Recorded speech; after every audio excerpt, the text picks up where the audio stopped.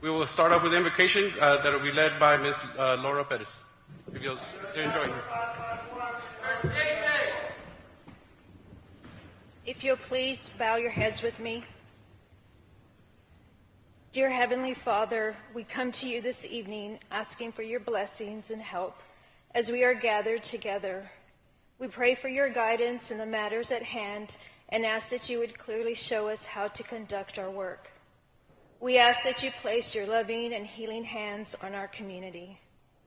God did not promise days without pain, laughter, days without sorrow, nor sun, or without rain, but he did promise strength for the day, comfort for the tears, and light for the way.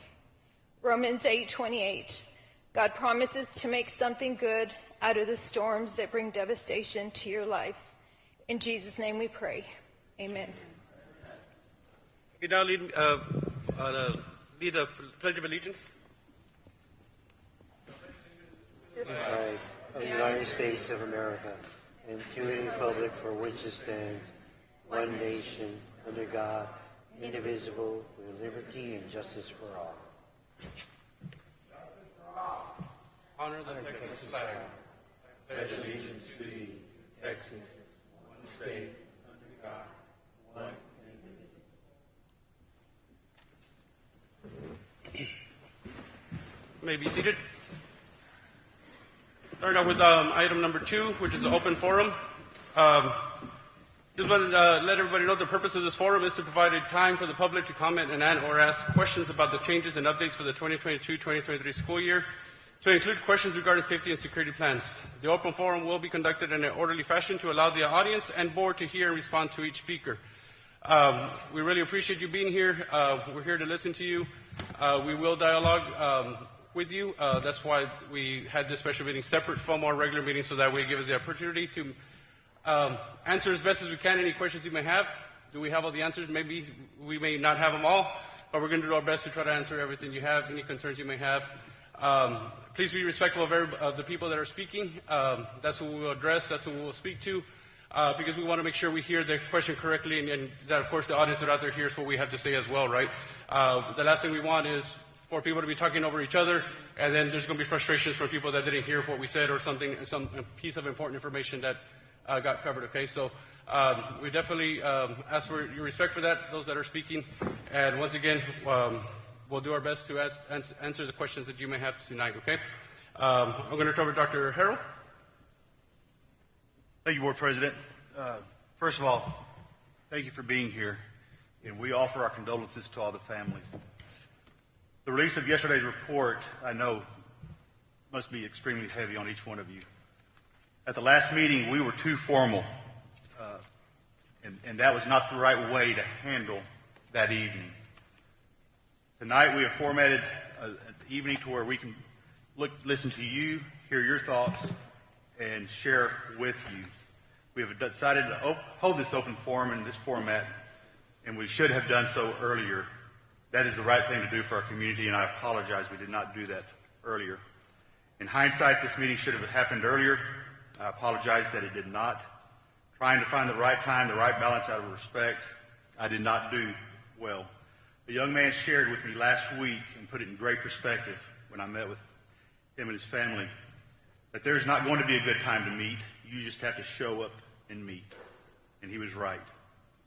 I welcome the interim report that was delivered yesterday. It was very thorough, provided a lot of detailed information, gave some very concrete information and elements for us to consider in our decision-making moving forward and for us to implement. Dedicated training and safety protocols is a must for all.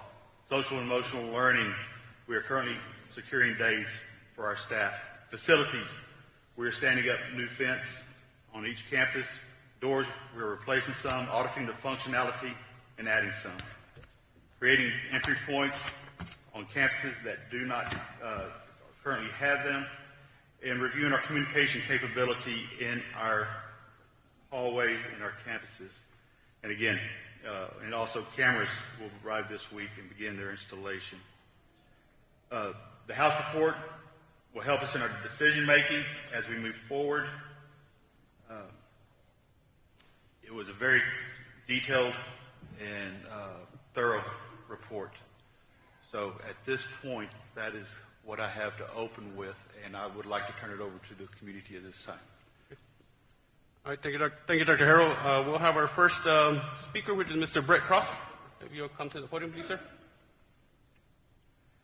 First of all, I just want to say, last time y'all had us on a time limit of sorts, and that's not going to fly today.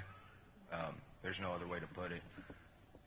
We have a lot to say, and we won't be silenced, and we won't be stopped. So if y'all had the idea of a time limit, it's not going to get followed this time. All right, second of all, I just want y'all to take a look.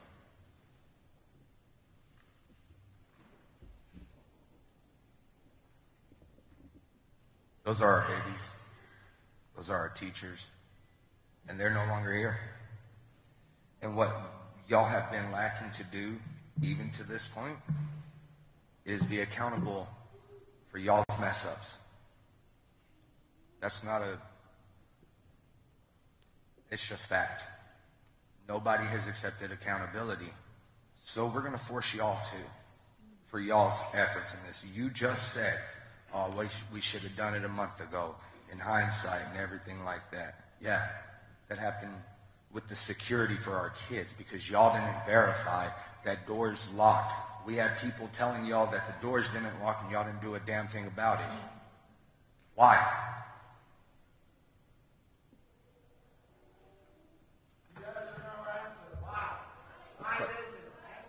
That the expectation is those doors to be locked. Absolutely is.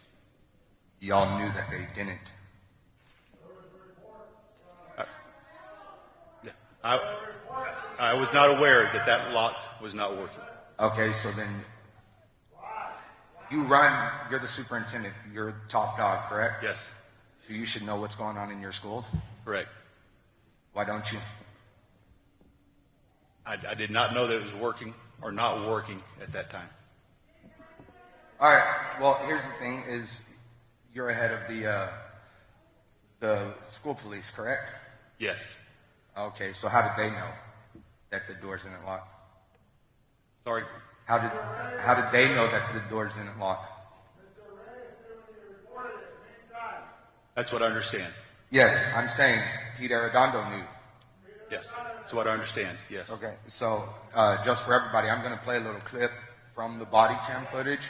It's about 3, 4, 5 seconds long of his words.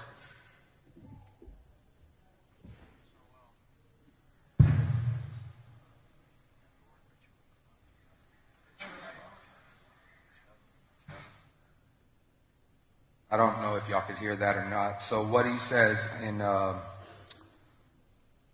Mr. Coronado's body cam footage at 1 hour and 8 minutes and 18 seconds, he says, that door, I bet you is unlocked. I bet you is unlocked. We tell them and tell them and tell them. And he did nothing to go in. He didn't try it or anything. Why the hell does he still have a job with y'all?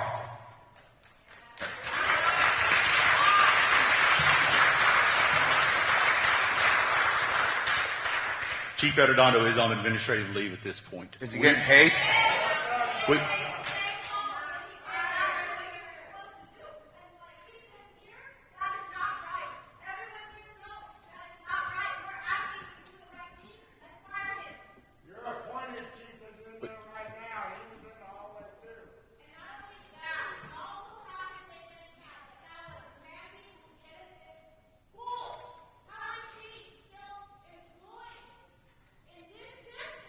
Accountability.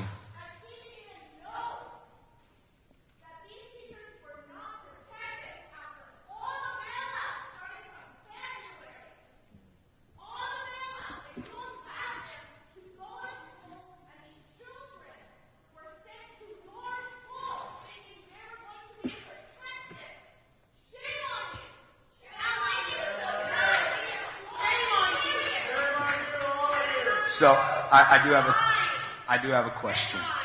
Okay? Are you going to fire him? That will be a decision we will take the report into consideration, it will be a closed session decision.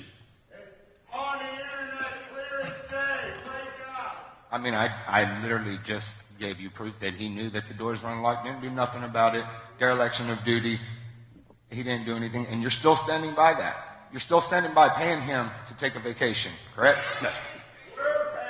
He is on administrative leave. We received this information yesterday. One of the things I did say when he went on administrative leave that we were going to wait for investigative information to come forward to help us in our decision-making process, and I will stick to that.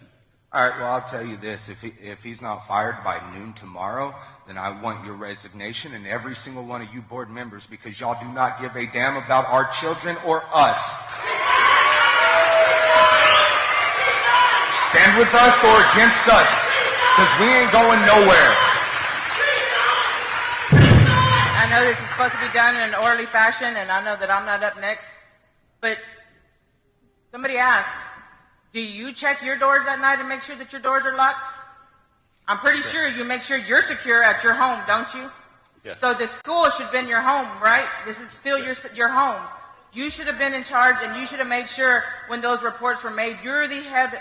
You are the head of everybody there, so you should have made sure those reports were being fulfilled. All the reports, not just the locks, whatever damages, whatever it is that was done, you should have made sure that they were there. Just the same way that you protect your children, you should have protected ours. Yes. The next thing is that we held Pete accountable because he was the chief. We all held Mariano accountable because he's the chief of police. Now we're holding you accountable, and we're asking you to step down. You do not deserve to be up there either. And it's so hard to sit here and tell you that, because we all had the utmost respect for you, for Pete, for Mariano, for JJ, for all the officers that looked us in the face and said, we got it. We got control of this. Don't worry. We got you. To come to find out that the school district failed us too. If things are not done the way they need to be done, we are prepared to walk out.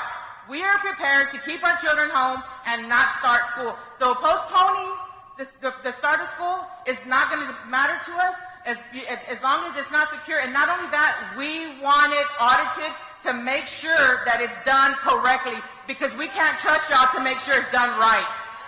That is going to be my expectation. You're exactly right. It needs to be audited. It needs to be checked daily. You're exactly right. Y'all aren't going to keep making money off of our children while they're just sitting ducks. And we have met, Dr. Harrell and I have been meeting the past couple of weeks, and we are going through the auditing. We're going to do everything in our power to get it done correctly. Delaying just step one, because that's what delaying was the number one action we did, because we don't want to start something that's not ready. We don't.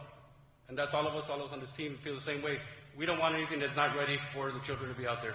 We know we got to earn your respect back. We know we got to earn your trust back. And we're going to do whatever it takes to get it done. And so we will work day in and day out to get it right. We will. Now, the report, just as y'all got it, that's what we got it. That's what we seen. That's what I read. That's what we read the statements that were in there. I'm still going back and reading it over and over to make sure I didn't miss anything. Because the last thing we want to do is make an uninformed decision, right? We want to make informed decisions, the correct decisions. And we got to do it right. Because if you notice, if anything we've gotten from this whole process is the misinformation that's been out there, right?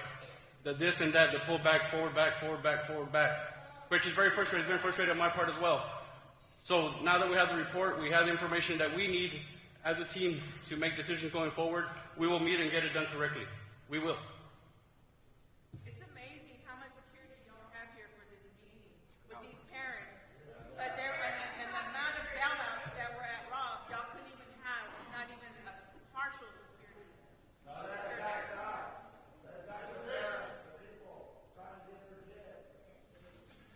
And we expect that to change. It will change.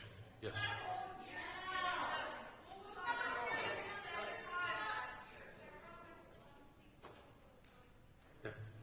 The next one is Miss. Why isn't JJ here?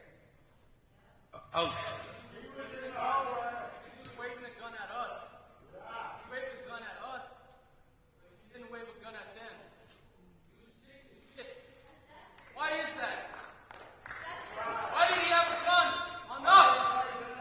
That we were not aware of, sir? I really... No, sir. Yeah. So again, can you answer why he's not here right now? He is... yes, and I'll answer that question. I will answer that question for you. JJ is currently... I don't know if you've seen the post online, but MLB did reach out to the Uvalde Little League, and they requested a Little Leaguer along with the president of the board of Little League to go be present. They asked for Representative from Uvalde. That's where he's at. Well, I'm glad that he's got his priority. Yeah. And so that's the true, honest truth. Being open with you, being transparent. I ain't hiding one bit at all of where he's at. That's where he's at. I'm not able to be here. Okay. We'll go to the next one. Ms. Rachel Martinez. Do I have Ms. Rachel Martinez?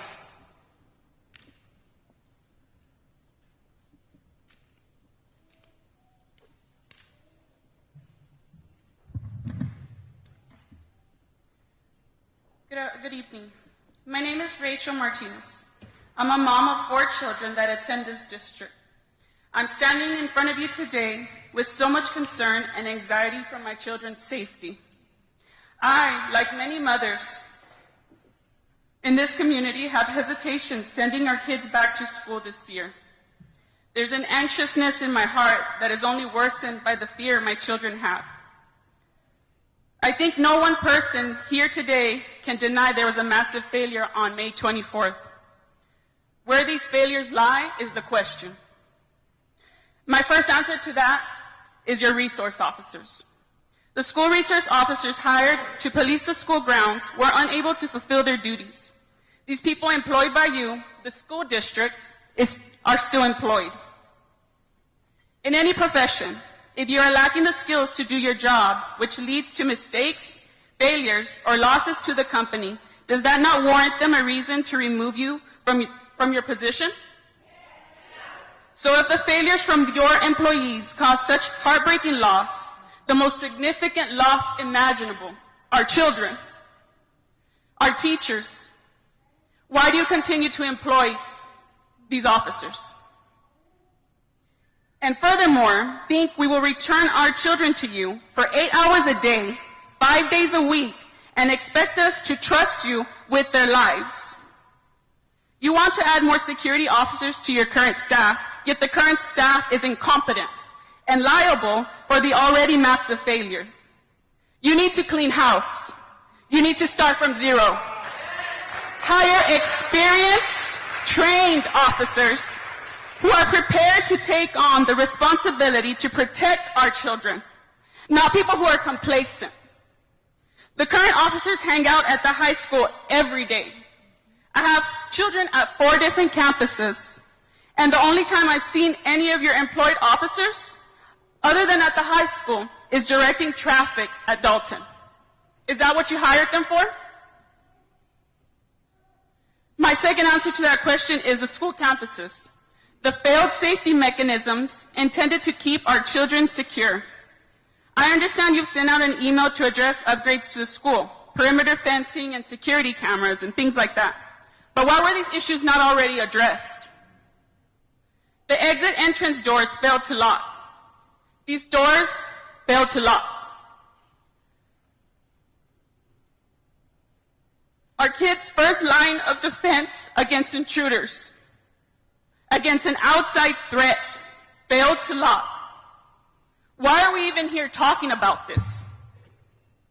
I get ID to be able to check my child out for a doctor's appointment, but this killer walked right into our school. The irony in this situation is exasperating, and this failure falls on all of you. When you go home tonight and you lock your doors before you go to bed, remember, that shouldn't be a luxury.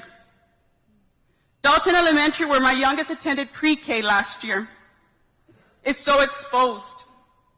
I can see my child's classroom from the street as I pass by.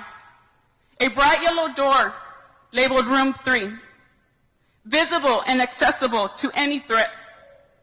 These are the things that haunt me. These are the things that keep me up at night. And I wonder, have you thought of these things? Have they crossed your mind?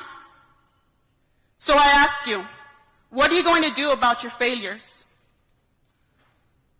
Are you going to take responsibility?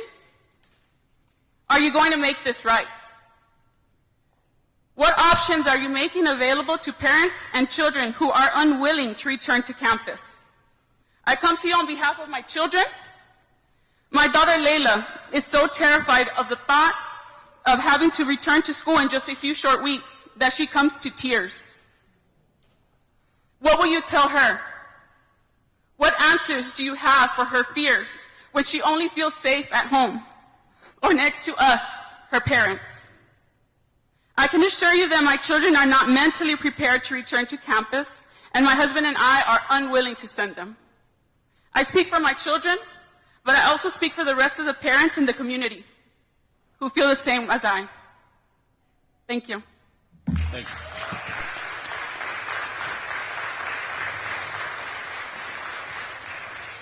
Appreciate your comments, Ms. Martinez. Appreciate it. And Ms. Martinez, yes, I agree with you. There is lots of failures, and we are working to correct those failures. I'll never be able to bring back what we lost. Absolutely will not. I pray each night for the families. But I do lie awake at night thinking about how we can be better, how we can improve, and how we can secure our campuses for your children and regain that trust. So, thank you, Ms. Martinez. Yes, and Ms. Martinez, I want to echo what Dr. Harrell has mentioned. I myself also driven by every campus, looking at every single entry. Same way as you say, I drove by Dalton this morning, drove by Flores. I drove by every day. Every time we get a chance, I drop off my kid at school. Yeah. Yes, and I completely agree with you, ma'am. I agree with you. Completely agree. All right, we will go to the next one, Mr. Ben Adams.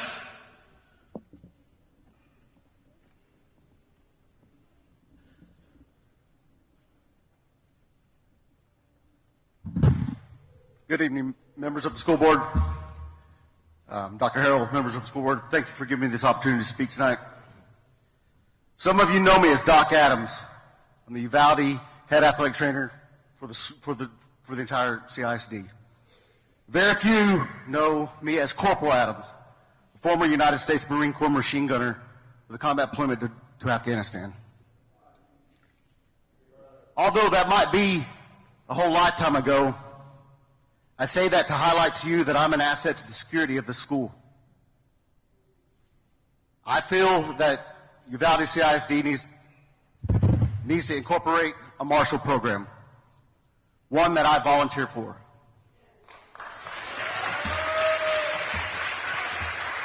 My profession as an athletic trainer, I deal with emergency actions all the time. Catastrophic events, life-altering events. I protect children. That's my job. Either from themselves, the elements, or an overzealous coach. I will gladly extend that duty to protect them some more. I have a license to carry, of which I train diligently. I have combat experience. I have combat triage experience. And I have a formal education in emergency medicine. I am oftentimes one of the first persons at this school, and oftentimes one of the last people to leave this school. That's just the nature of the beast. Given the location of my office, I can quickly be anywhere I need to be fast. There's a med kit, a go bag in my truck right now, ready for anything. And at this moment in time, it is evident that no one is coming for us. And we must protect our own. At the previous school district that I worked for, each semester, once a semester, we had a staff development day dedicated to active shooter lockdown drills. There were no children there. It was all teachers trained for what specific task that each teacher had concerning their area of operation, their classroom. Who clears this bathroom? Who clears that bathroom? Who clears this stairwell? who clears that hallway. I feel going forward we need to do that just the same. It's a full day. That brings me to my final point, the Raptor alert system. When I was introduced to that system, just at the high school, it was a small, maybe 10, 15-minute talk about what it is, what we need to do. Download the app, and it allows you the opportunity to lock down a school. And that was it. We weren't, a formal presentation on it wasn't given. Not to be rude or anything, but there are people that are technologically not as up to date as downloading a new app and running a new app. I feel that should have been done a little better. When real teachers, I may be a teacher, but I'm not like a real teacher. There's English teachers that teach the whole 45, 55 minutes nonstop. They don't have their phone with them. They're not staring at their computer waiting for that email. That delay between someone hitting that button and the intercom, 1 to 2 minutes, can change a lot of things. I don't know if there's an automatic system in place. When someone hits that lockdown button, if it dings off in the office and an administrator gets on it and announces a lockdown, I don't know. Which goes back to the fact that it was introduced to us in a short 10-minute morning presentation before school started. Once again, thank you for giving me this opportunity to speak. And as Benjamin Franklin said, if you fail to plan, you're planning to fail. Thank you. Thank you, Captain.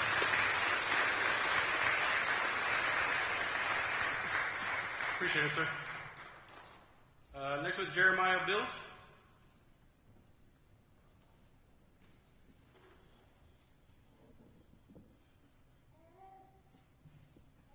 Some of you know me, some of you don't.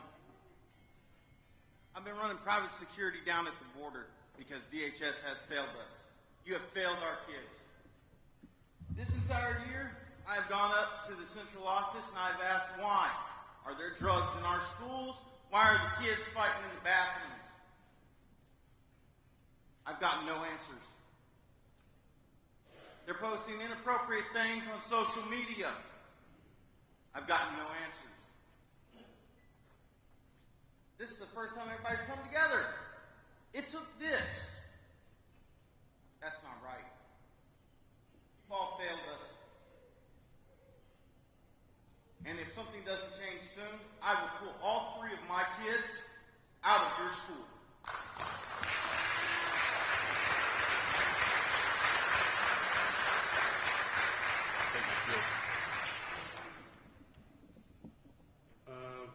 Yeah, Mr. Rosenberg Risa.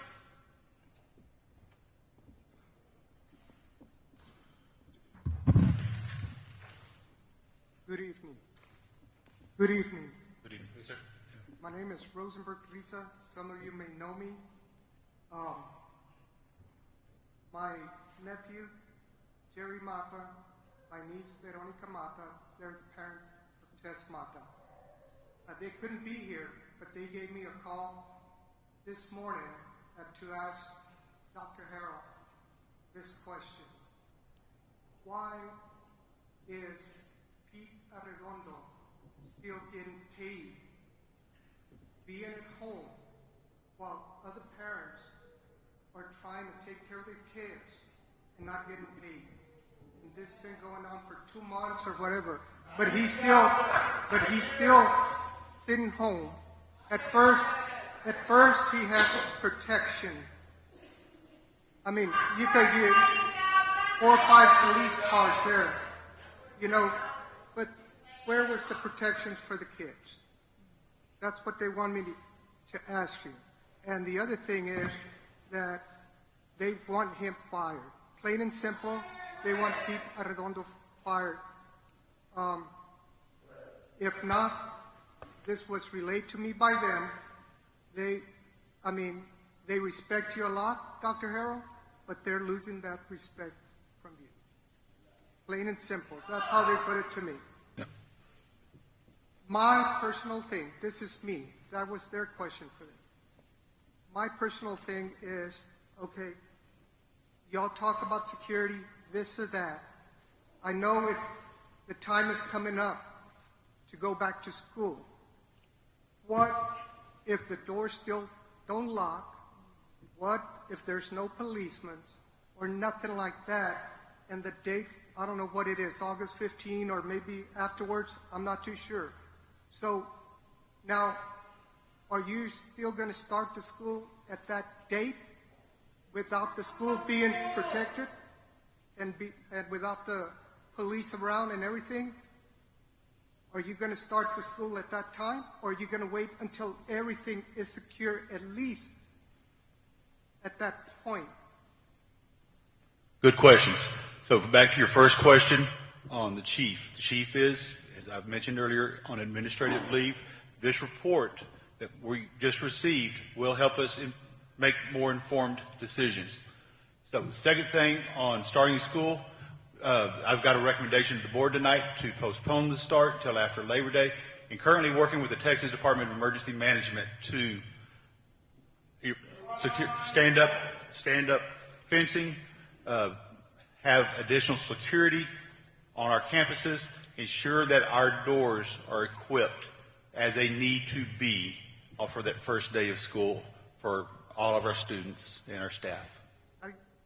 And also, one of the things that I would like when school starts, and for you all, the school board and everybody, go unannounced to the schools and just walk.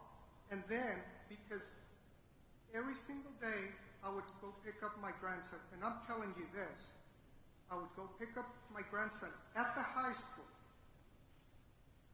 What would I see?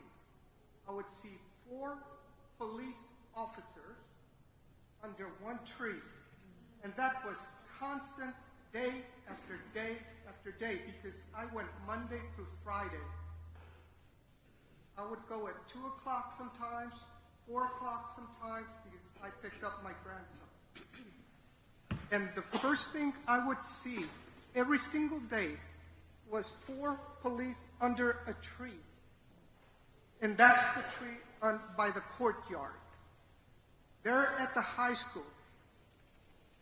And I kept wondering myself, what are they doing there? What are they doing? Why isn't one running, walking the halls, one over here on this side, one on that side? But if one of you would have had gone there, you would have seen the same thing. And I hope this time, this school year, you all go there, and if you see 2 or 3 just gossiping under the tree, fire all 3 of them. That's what needs to happen, because you need to take responsibility, because it starts at the top. Yes, sir. It starts at the top. And I'm upset about it. The reason is because I saw this day after day after day there. And one of them was Pete Arredondo. Also right there, every single time they were just talking. And that's what it is. Like I said, you all need to walk it. I don't know, get out of the office, go out there, sweat a little bit, and go over there and look at that. That's what needs to happen. And that's what I'm asking the school board and yourself. That's me asking you. Thank you. Thank you, Mr. Risa. Yes, sir. Thank you, Mr. Risa. Next up, we have Mr. Russell Becker.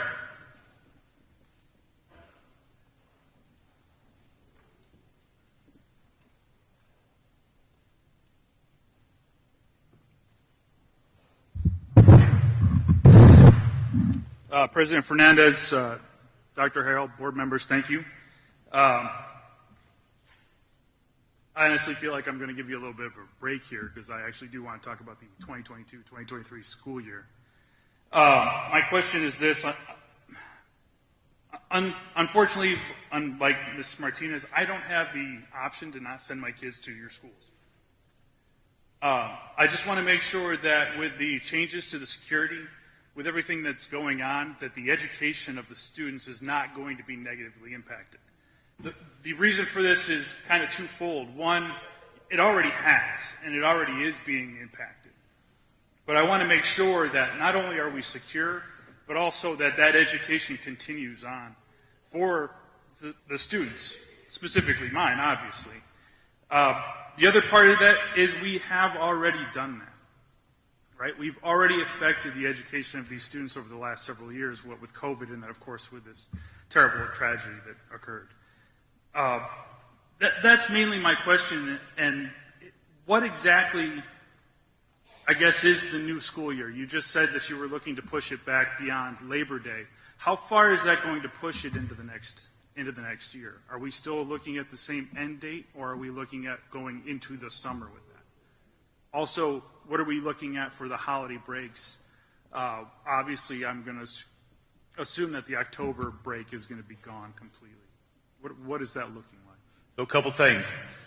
The back end of the school year will extend about 4 days. We have taken days out of the school year, shorter breaks of that nature to make up the difference in the delayed start of the school year. Okay. So one of the things that I want to make sure that we are focusing on too is within that education, and this may not be something that really anybody wants to think about right now, but the security of this community is in the strength of this community. And I don't want to push back a lot of things. I don't want those kids not to have that sense of community, not to have that sense of belonging in this community and the idea of the strength of this community. Like, we have a lot of people in here with the Uvalde Strong shirts. I want to make sure that that message continues on through there and that we're not neglecting that for those of us who are still here. I want to make sure that we understand that that community is what gives us the security, because in this instance, the fact of the matter is it was that breakdown in the community, the breakdown in the education of that person that created this situation in the first place. What are we doing to strengthen the community of our children? What are we doing as far as the education goes? When we talk about the different trainings that you're providing to educators, to the counseling staffs, to the administrators, even to the security staff.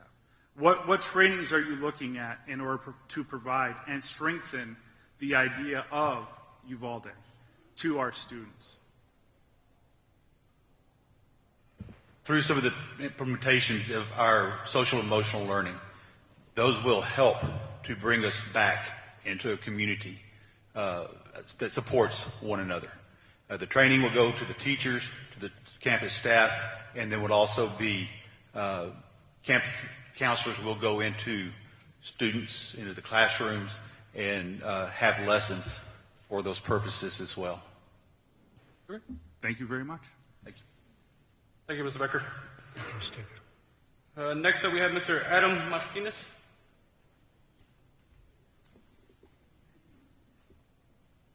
Hello. So this message is to the school board, not to Dr. Harrell. I come to you today with an ask not only from me, but from some of my fellow Uvaldians. I and several others have filed grievances against our superintendent. So far, we have 7. I asked 7 parents. They filed 7 grievances. And there's going to be more. Y'all hire him, y'all can fire him. I ask that you read these complaints. Do not let our voices go unheard. The systemic failures are a reflection of his leadership.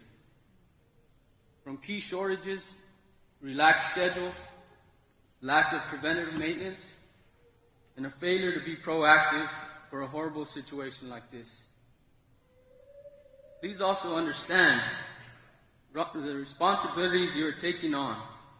We are asking officers who are on a daily basis directing traffic, performing walkthroughs, addressing fights, to go up against AR-15s. The video speaks for itself. They are not prepared. The school resource officer program started way before the mass shooting, like Sandy Hook, Parkland, Columbine, and many more. The standards have changed, and you are in over your heads. You need help, and it's time to swallow your pride and admit it.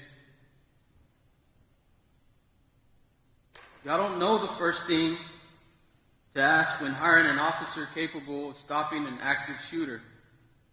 Let the school officers continue to be hall monitors, but please don't put them in charge of our babies.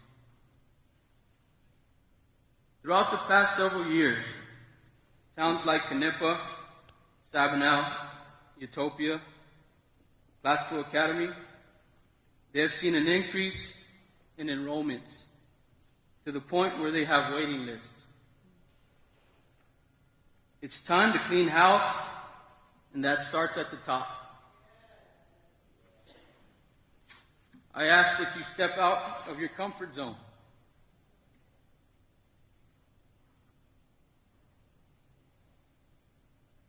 Out of the inner circle and listen to our voices. The grandparents,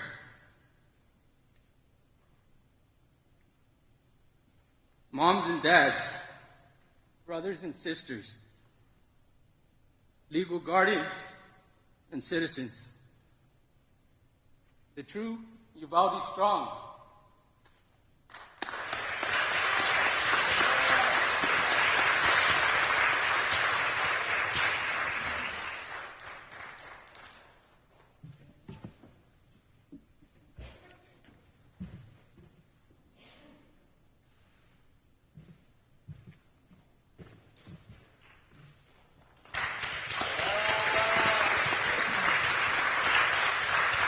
Thank you, Mr. Martinez. Next up, we have Ms. Tina Quintanilla Taylor. And a student, correct? Your student was you? Yes.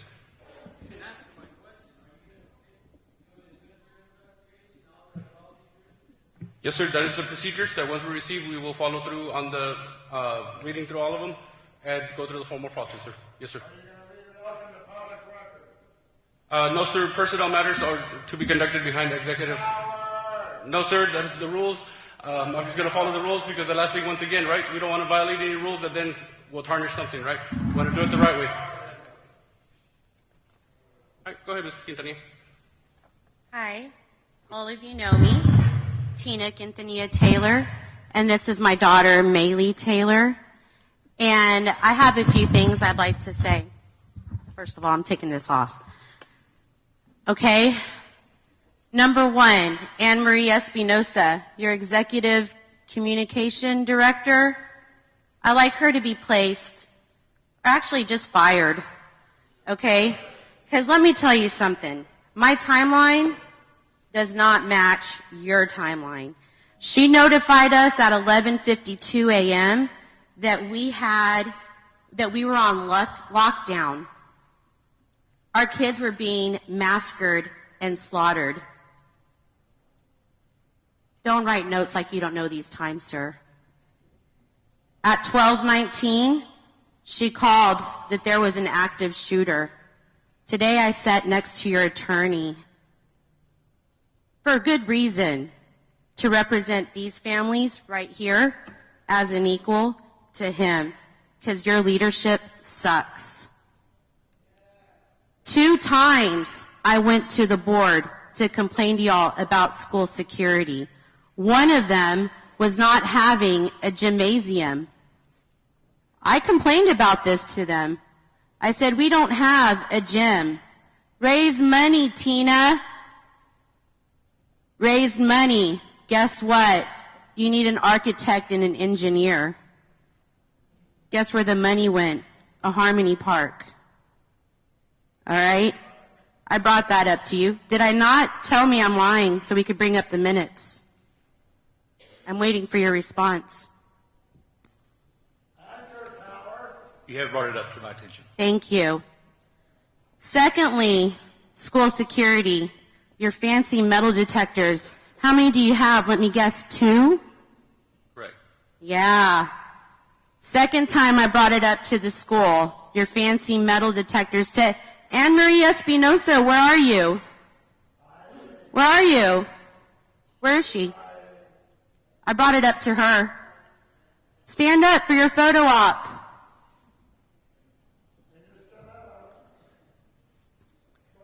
I brought it up to her. I said, your metal detectors are fancy, but our Honey Bowl Stadium is open 24/7 to the public, and if I want to come and have a shootout, I would just come the night before and pack my AK. Actually, my dad's. Pack it.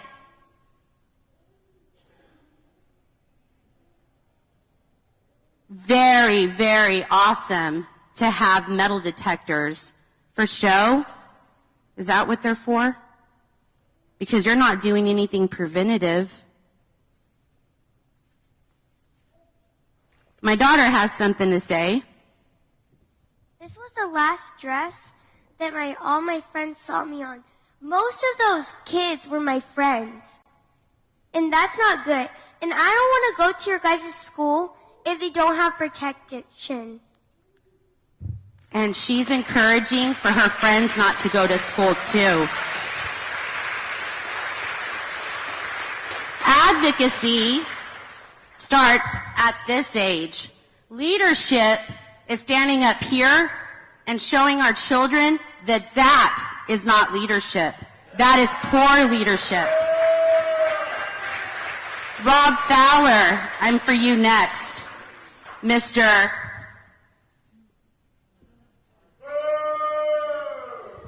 On CNN for bringing the cops water. Wonderful, great job. Glad you could do that. I am disgusted with your leadership. I can't even call you doctor. I'm going to be a doctor next May, and I don't see you as my peer. I don't. Cal, come on. You're a vet. What would you done? Answer. I don't have an answer for you. You don't have an answer. Don't have an answer? You don't have an answer for these families? Excuse me. Can I excuse me just a minute? Sir, I am not a coward. I am a combat veteran of Vietnam. I served 26 years in the Navy, and I served in Desert Storm. Thank you. So answer the question. What would you have done? I do not know. You know, last meeting, you separated us. You had your administration over there, and you had all the parents over here. Today, you said, sit wherever you'd like. Good old boy system, right? Nah, not anymore. No more good old boy system here. Times changed. And you know what? Your schools, they suck. They're not secure. And we're not sending our kids back. And I don't care if you have to call every architect or engineer, get them here and build us a new school, 911 status. And stop giving us time limits. 77 minutes our children massacred. My timeline doesn't match yours, doesn't match those DPS troopers back there either. Hi. Hi. Wave. Were you there? Were you one of the responders at the school? Just interested. Everything you say from now on, English and Spanish. Comprende? Understand? Sí. Wonderful. I appreciate your sarcasm. Looks like you went to school. No, quiero que comprendan que sí, lo puedo hacer en español si gustan. Thank you. Lastly, bye-bye. You're out. No more. No more riding your dad's coattails. For generations, we've seen these kids walk through the halls with yours and your dad's name. John Harrell Auditorium outside. Screw you.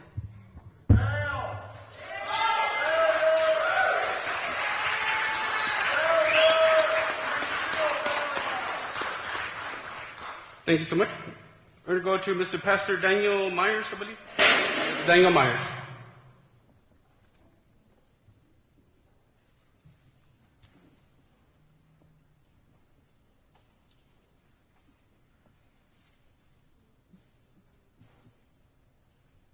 I'm Pastor Daniel Myers, pastor of church here in Uvalde, my wife and I. And the report that came out yesterday, on one of the headings, it said, main failure. 3 topics on that main failure. School administration, yours. You dropped the ball, brother. Second, training. Your boy Pete, he dropped the ball big time. He's at a school with children, and he doesn't know that he's in command.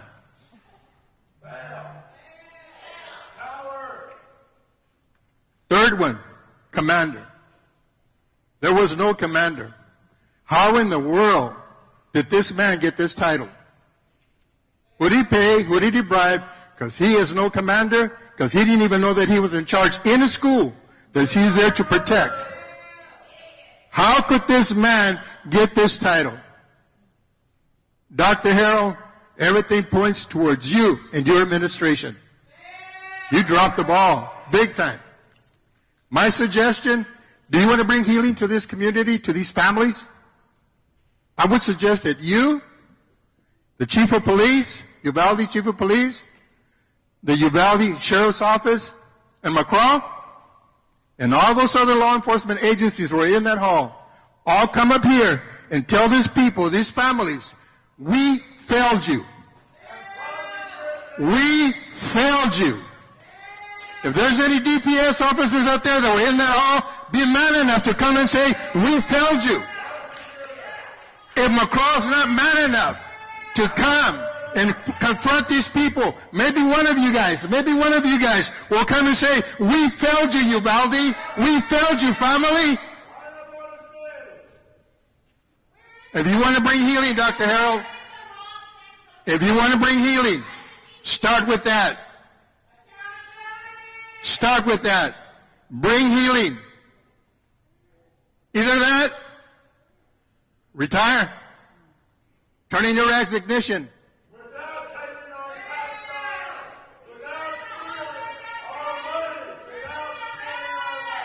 Those 3 topics. Main failure. Administration, training, commander. Over 400 law enforcement officers there. Not one was man enough to go in there. 77 minutes. 77 minutes.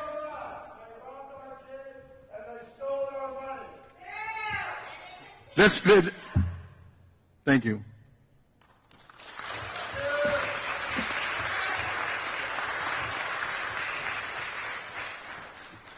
Thank you, Mr. Myers. Mr. Hector Luevano.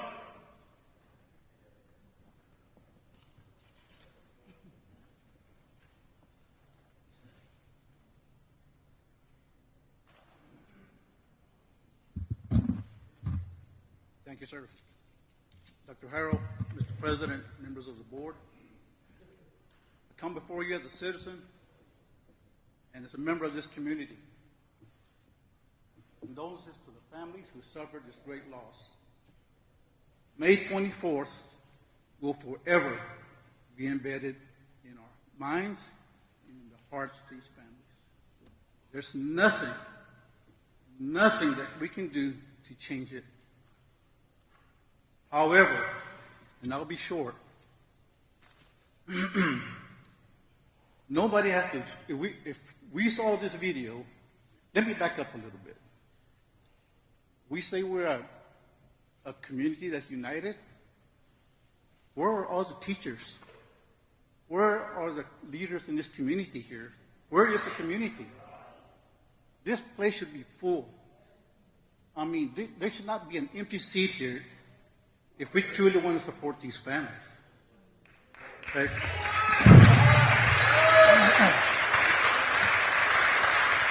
Nobody has to tell us what happened on May the 24th. We all saw the videos. And it's a shame, it's embarrassing to see the inaction of our officers on that day.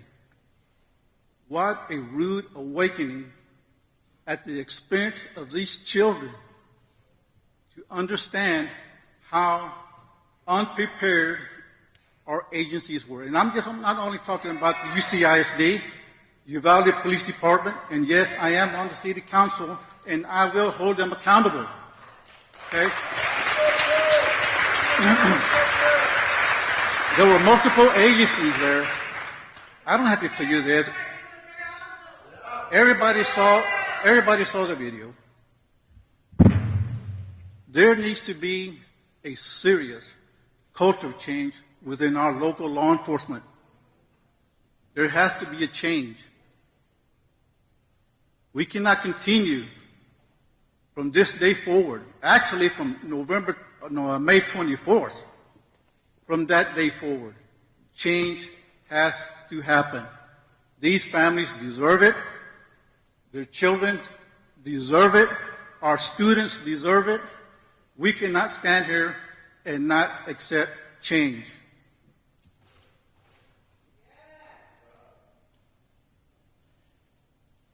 Cultural change. What do I mean by this cultural change?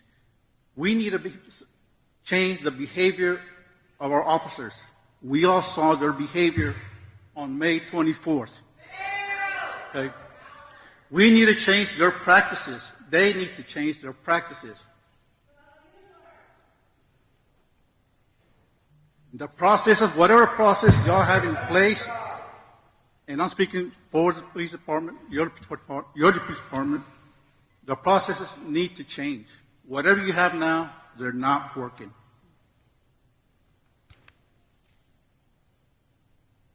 And the change begins at the top, whatever that may be. Whatever you understand it to be, the change begins at the top, all the way down to the bottom. Somebody mentioned here that we need the police department for the school district needs to change. Y'all need to start with a new slate. Y'all need to start from the beginning. Y'all need a chief of police. I'm suggesting to y'all is y'all need to start with a new chief of police and not anybody internally. Okay? That chief of police will need to require for everybody to reapply for a position if they want to work for this department. And they need to be officers who are prepared, who are willing to serve, and most of all, willing to protect our children in our district.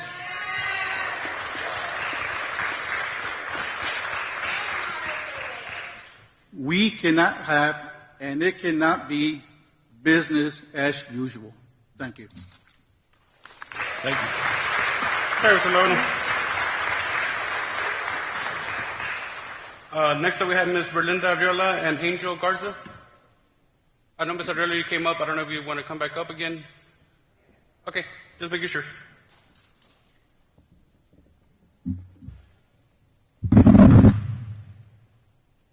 So the first time that we came up here, you guys treated us like we were nobodies.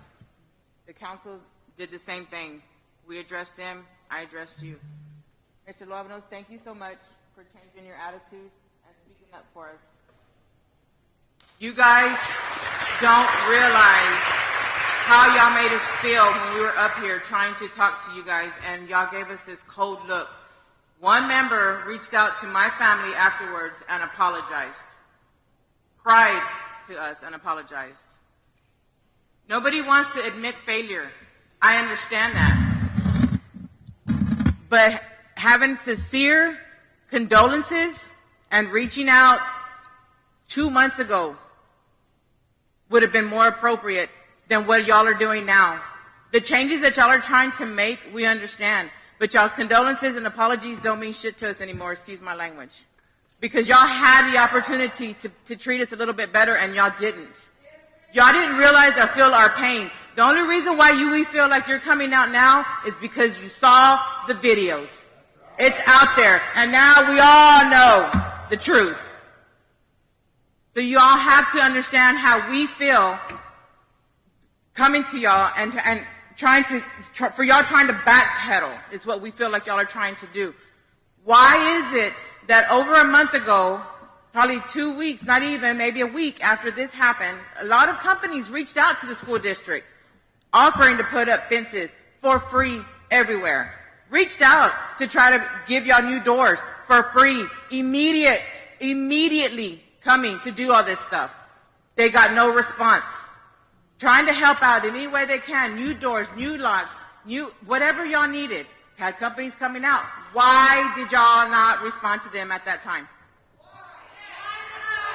We did get emails, and we are working with many different companies that we did not report back to each and every company that we did receive from. Didn't you think that that was very important, knowing that we only have a 2.5-month school break and that we were going to have to return?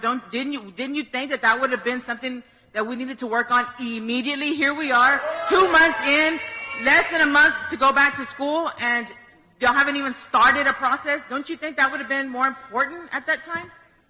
Through this process, we are expected to get it all done before September 6th. You talked about your changes. What do you plan on changing as far as drills? How do you plan on changing that? Yeah, staff development, professional development, and training, absolutely. It's got to be more got to be more intentional. Mr. Adams made the comment earlier. Absolutely, it has to get better. Okay. You're doing security. You're doing all the secure changes, doors, locks, to comfort all the parents, grandparents, all the families to send their kids back to school. What do you plan on doing to secure our children, to comfort our children that are scared to go back to school? Because we can't just as a comfort to us knowing that the schools are secure, how can we force our kids to go to school if they do not want to because they are scared? What is your plan for that? First of all, we do have a director of recovery, and she has been working on social emotional aspects and getting students, staff, the training they need, the trauma-enforced training that they will need as we do return. Are y'all opening up to send kids virtual? We have discussed it. So is that a yes or a no? Is that going to be an option, yes or no? We are looking into it, and there are some structures that have to be in place. But yes, we are looking at it. That's one of the things we're considering. My final question is, I need for you to clarify something for me, because there's a rumor, which came directly to us, that one of the I'm just going to call it what it is, the shoe department reached out and offered for the children, the siblings of the deceased and the injured, to send out, to give them new shoes, new socks, and some supplies. The lady reached out to you, the manager reached out to you, and you told her that it was not possible, that you were going to choose the 60 people or however many that it was going to go to, but that you prefer that it go to the high school because all the families are getting money and we can buy our own shoes. That's absolutely false. Okay. So if I get her in here or in a meeting, and you will confront her because she's the one that said that she spoke to you personally. No, absolutely I will. Okay. That's all I have to say. Thank you. Ms. Carr. We have Ms. Yes. Yes, ma'am. No, that's what was my next thing. Just looking at the list, and I was going to say thank you very much, Ms. Adriola. Appreciate it, and Mr. Garza as well. Next up, we have Ms. Jasmine Casares.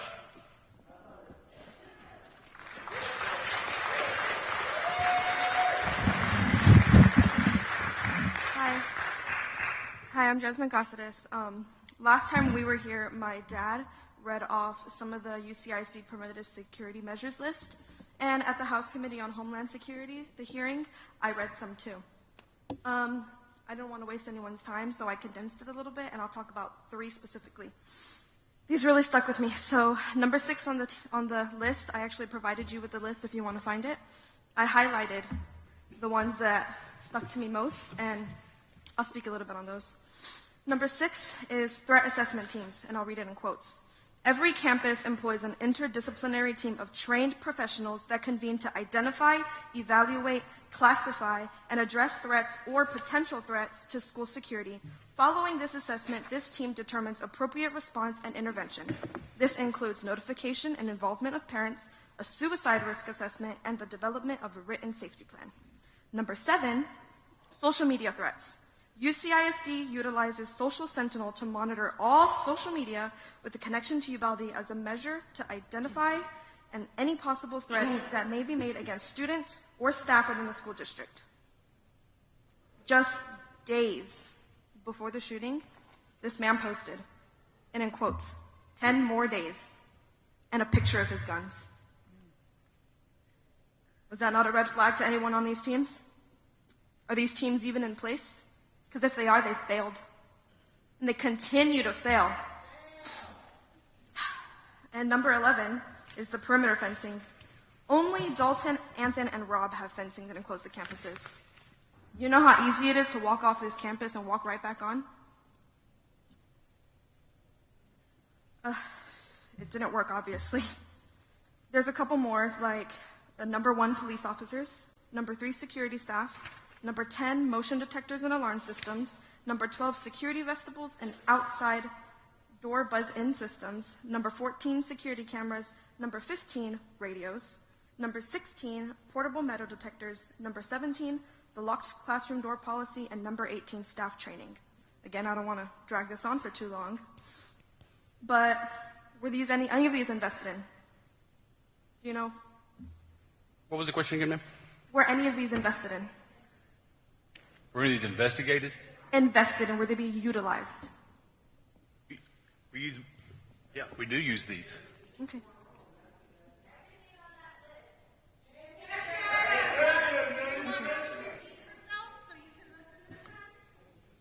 Well, I highlighted the number on every single one if y'all want to re-go through those one day. Yes, ma'am. But how am I supposed to come back here? I'm going to be a senior. How am I supposed to come back to this school? What are you guys going to do to make sure I don't have to watch my friends die? What are you going to do to make sure I don't have to wait 77 minutes bleeding out on my classroom floor just like my little sister did? I know there's nothing you can do to bring my sister back, but maybe if you do something to change this, you can prevent the next family from losing their child. Thank you. Thank you. Thank you, Ms. Costas.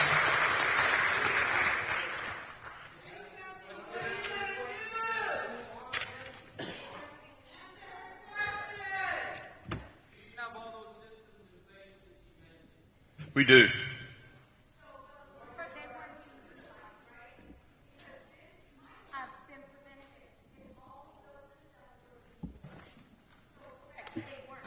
The expectation is that they all be utilized. Yes, ma'am.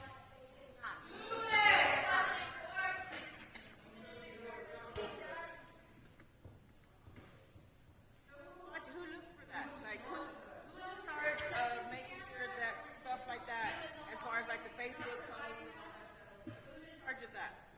Social Sentinel is a program that we contract with, and they do inform us when they find threats or alerts that rise to the level for us to investigate. Part of the evaluation process.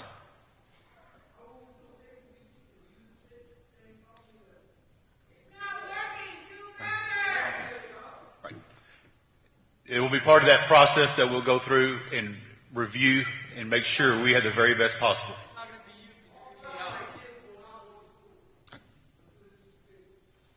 Thank you. We'll work to get them corrected. We definitely will. No, ma'am.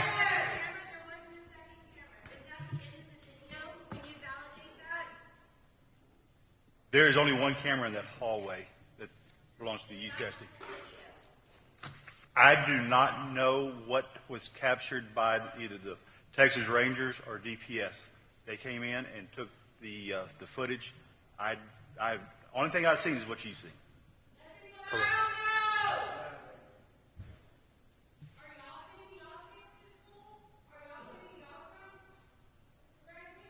Yes, ma'am.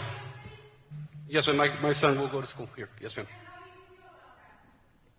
That's why I'm working hard too as well for y'all, not only for y'all's kids, for my kid as well, because I'm committed to it, and I got to show my commitment to y'all, right? Because what kind of a person would I be to send my kid somewhere else, right? But if it were your child, would you feel any differently? Yes, ma'am. And that's why I empathize with y'all. I have put myself in your shoes. I have. Yes, ma'am. Next one, we got Ms. Rosa Arizmendi, please.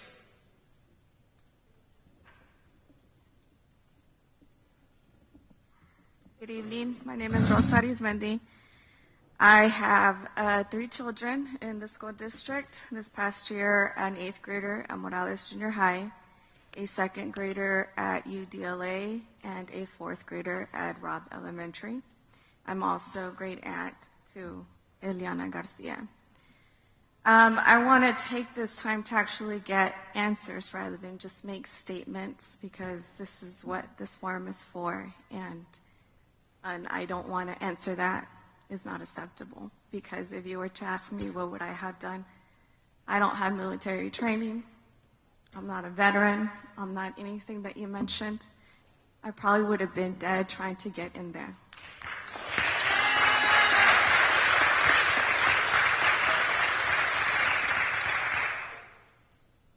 I want to ask, because everyone wants accountability. Mr. P. Arredondo is pending investigation, whatnot. What is it exactly that will have to be brought up for you guys to decide that he should no longer be employed? Because in employment, if you are not up to your job description, you should not be employed. His job description was a chief. He should have been commander. He should not have questioned or doubted that he should have been the commander, because that is his job description as the chief of UCISD. So whether this investigation says, well, he didn't play enough of a part to directly have caused those children's death, he did not fulfill his job description. I'm black. So what is it that it's going to take for you guys? What is what are you going to look for in the investigation to make that decision? We will continue to look at the evidence that the House Committee has brought forward. The videos, we just saw those as recent as you did, and the report that came out yesterday. We will use all that information to inform our decisions. And what from the videos are you looking for? What information from those reports will you be looking for, other than he did not do his job? I saw what you saw, and I read what you read, and it's very concerning. But this is not the forum for me to discuss contractual obligations with a school employee.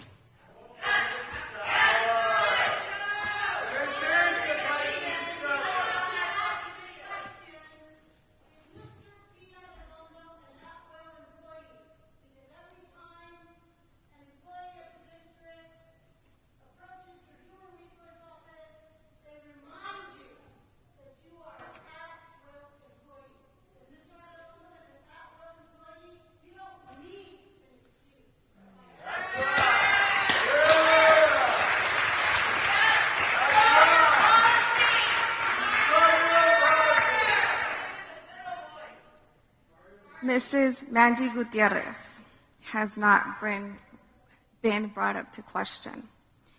So earlier, someone asked, why did you not know those doors were locked or did not work, et cetera, et cetera? You did not know. Whose responsibility is it to oversee that campus? It is campus principal. Yes, ma'am. Campus principal. So why is she not being questioned, being put under administrative leave for not having fulfilled her duty?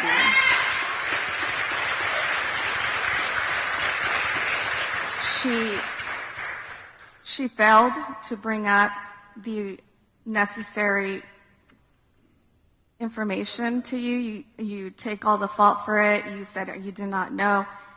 You have others under you that are supposed to be doing those things. And Ms. Gutierrez should have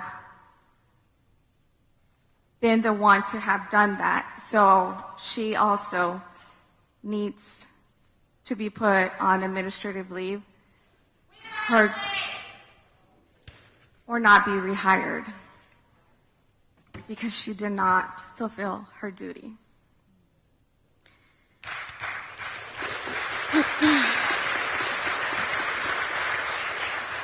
As I mentioned earlier, I have several children in different campuses. On May 24th, 2 of them were in classrooms with a substitute teacher who did not have a key to lock her classroom. My 8th grader and his whole class was escorted outside of their classroom with their hands above their heads by law enforcement carrying an AR-15 to the front of the school. Being that they have, these teenagers have social media, have cell phones, have access to it during the school, they're well aware of everything that was happening, and he feared for his life. This man escorting them with an AR-15 was not someone that he trusted at the moment. And he was escorted out along with his class because his door was not locked. And their solution, Morales Junior High, whoever decided to do this, their solution was to take that classroom out to the front of the campus and said, call your parents to come pick you up. When we get there, we were not allowed to pick them up. Herding these children out like cattle, had there actually been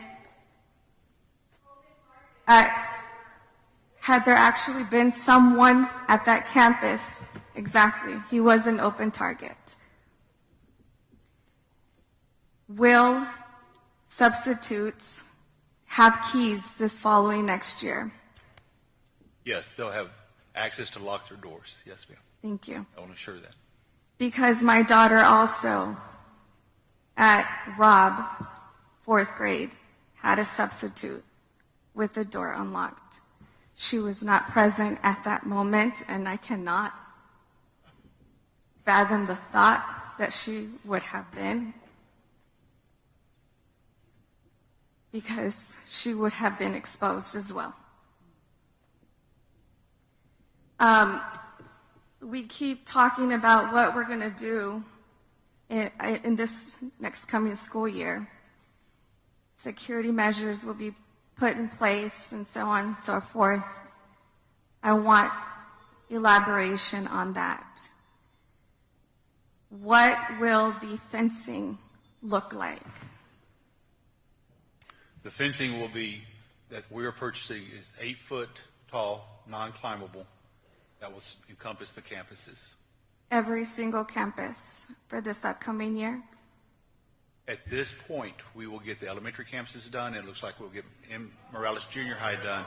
High school will be a different challenge, but we are working on some additional structures to that we can't come completely around the high school, but we can bring it to a much more secure point.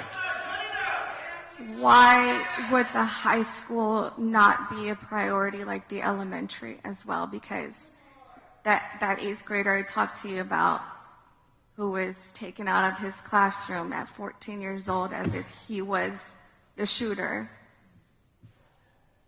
It is a priority. He's going into high school and he's not going to be protected? No, it is a priority. What you will see at Dalton, UDLA, those campuses, it will completely encompass the campus. What here at the high school, there are ways we can make it more structured from wall to wall, as opposed to completely encompassing the campus.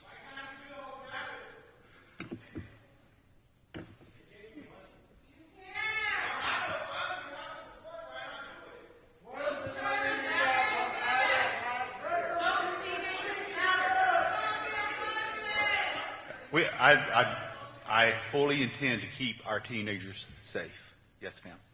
What other security plans do you have in place? They're going to have training, whatnot. I suggest that we go to closed campuses. We took a lot of precaution during COVID. We weren't allowed to step inside. We had to call the office from our car and not get off because of COVID. Why would we not take the same precautions against gunmen? We can definitely consider that, yes, ma'am.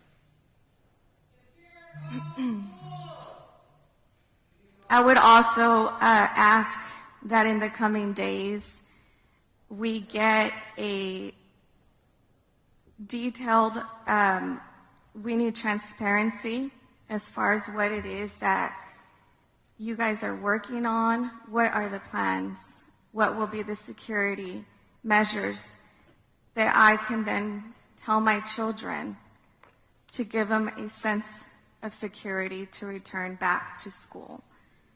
I'm requesting that you guys come up with something and publish that so that it can be common knowledge and not just the people who are taking the time to be here today, but those who aren't able to be here right now, so that everyone can be well aware of what it is that the plan is supposed to be for the next coming new year, school year.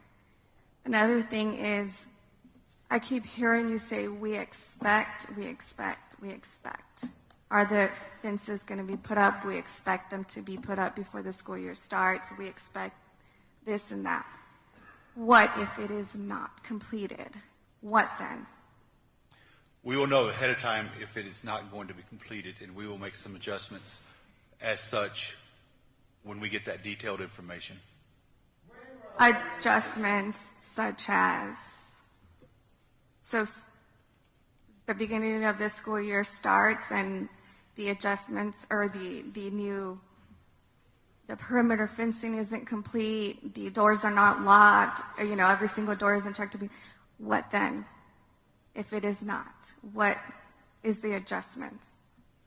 We will reconvene, look at what we have accomplished, and make a decision at that point. Okay.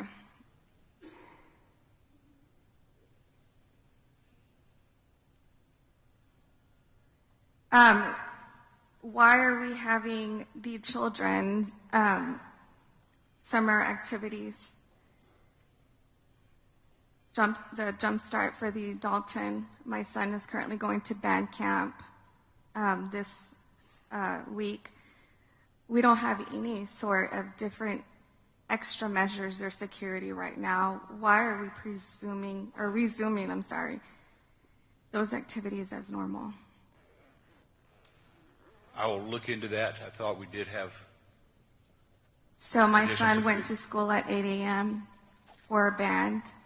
I picked him up at 12 for lunch, as they have a 1-hour lunch. There's absolutely no one out there for no school employees, no security, nothing. My son was sitting out here in front of the gym for 10 minutes, waiting for me to get here, just sitting out there, absolutely no one around or anything. The children at Dalton as well, there's no difference right now being made as far as their security.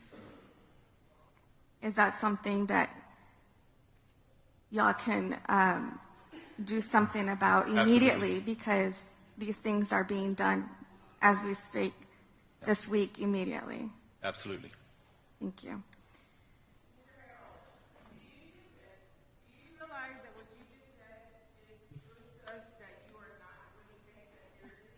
Because the fact that she's telling you that the security man is not out there and you're sitting there saying, I will look into it, there should be a I'll look into it. You should know this.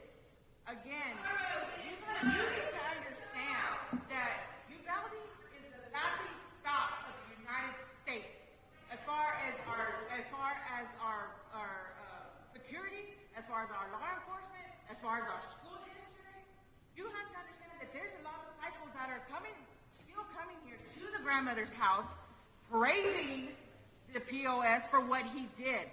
You have to understand that we are scared to send any of our children back to school, afraid that this will happen a second time because there's no accountability here. Everybody knows how everybody here failed. Everybody knows it now. So we're looking to see a second time around. That's what we're afraid of. And we can't sit here and say, we're expecting. We need it. We're getting it done. Do your job now.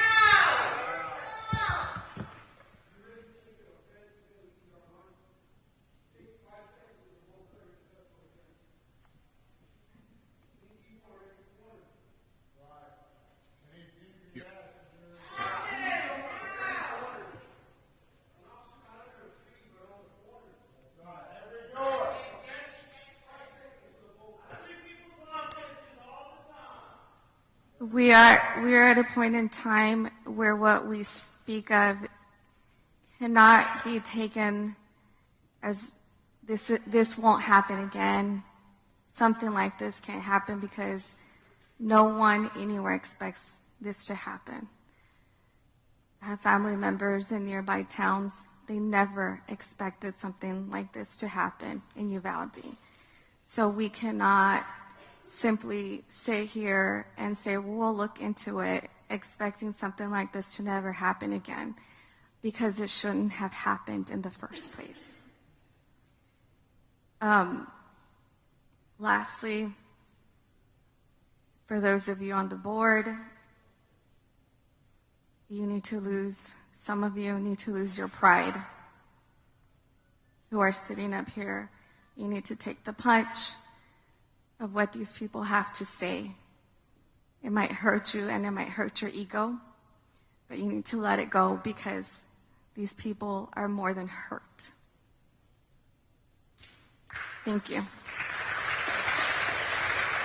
Thank you so much, Representative. Next up, we have Mr. Alonso Diaz.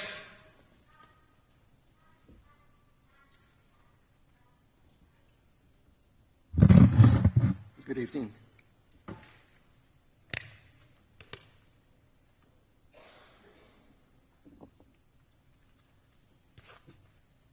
My question is on security.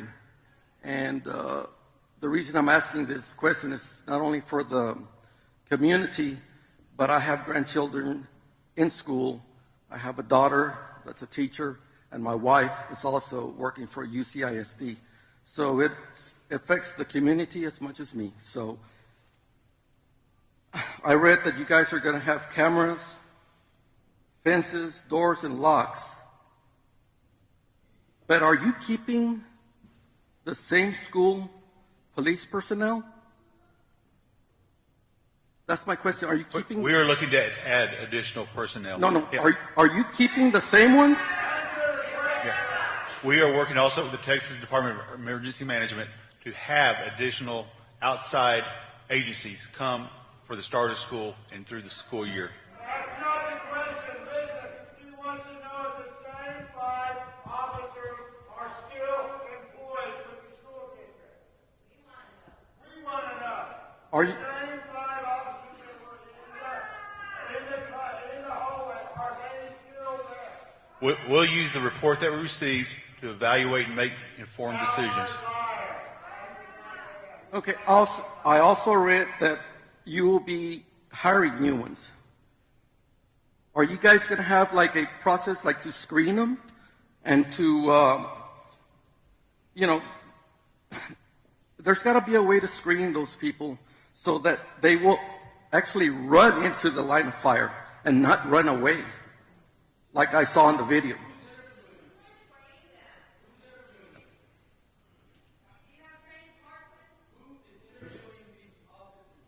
We do have a team who is interviewing the. Yeah.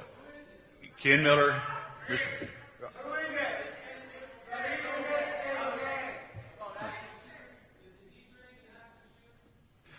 He is.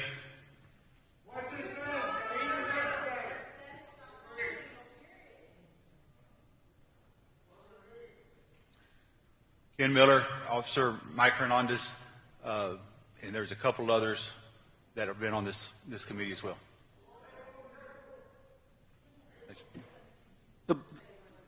The main thing that I want to know is, if you guys are going to have the same people, there has to be an accountability of their actions.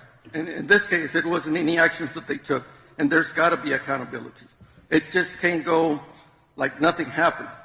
There are a lot of lives lost, and if it, God forbid, it happened again, those guys can't be there anymore. There has to be accountability with the school police department. That's why I'm addressing you, because it's a school issue. I'll address the city when I go to the city, but with you, it's the school officials that did it, and they need to be held accountable. It just can't go on.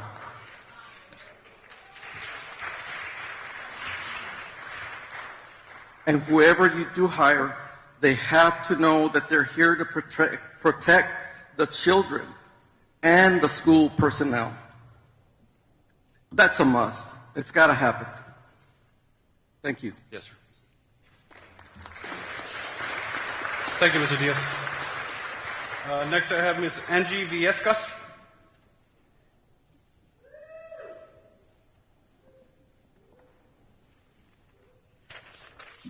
Thank you guys for allowing me to speak today.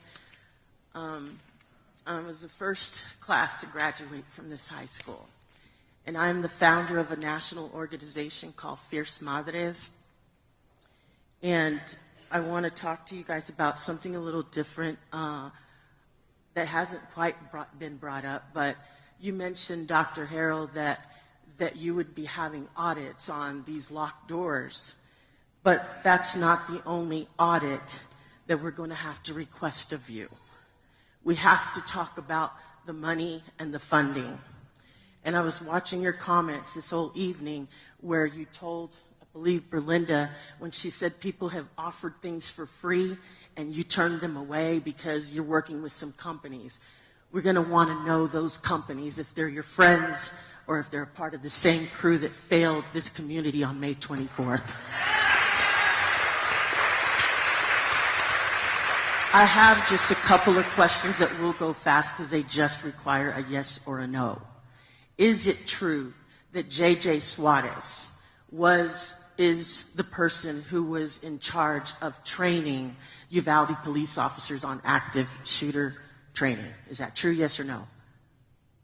I'm not sure if he was or not. Okay. Is he also the instructor of Uvalde police when they graduate from the junior college? No, he is not the instructor, no ma'am. But he's in charge of, he's the head of the program? Did he help design it? He is a division chair, and that's Division chair. That's good enough. Thank you.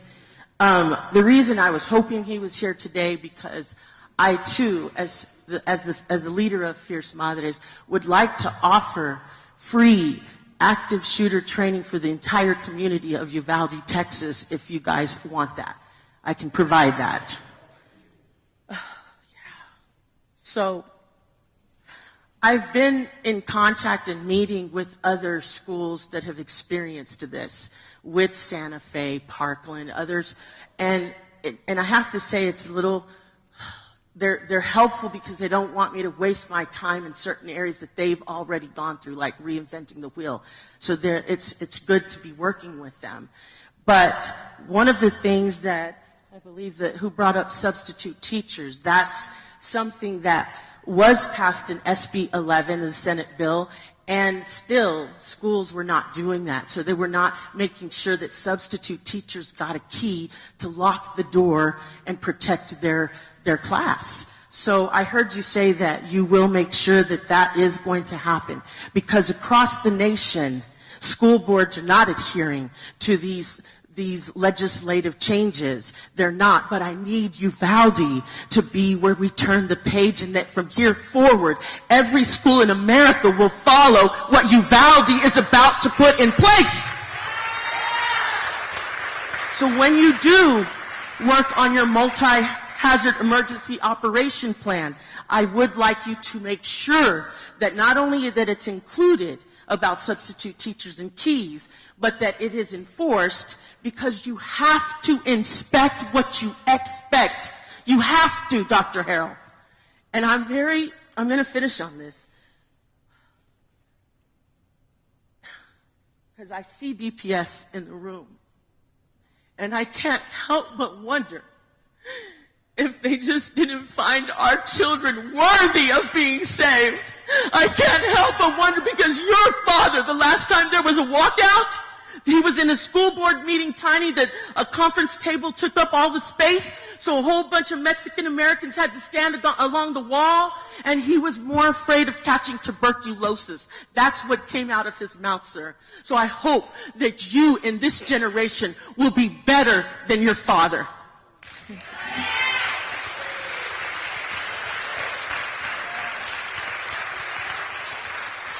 Thank you, ma'am. Mr. Tom Garcia.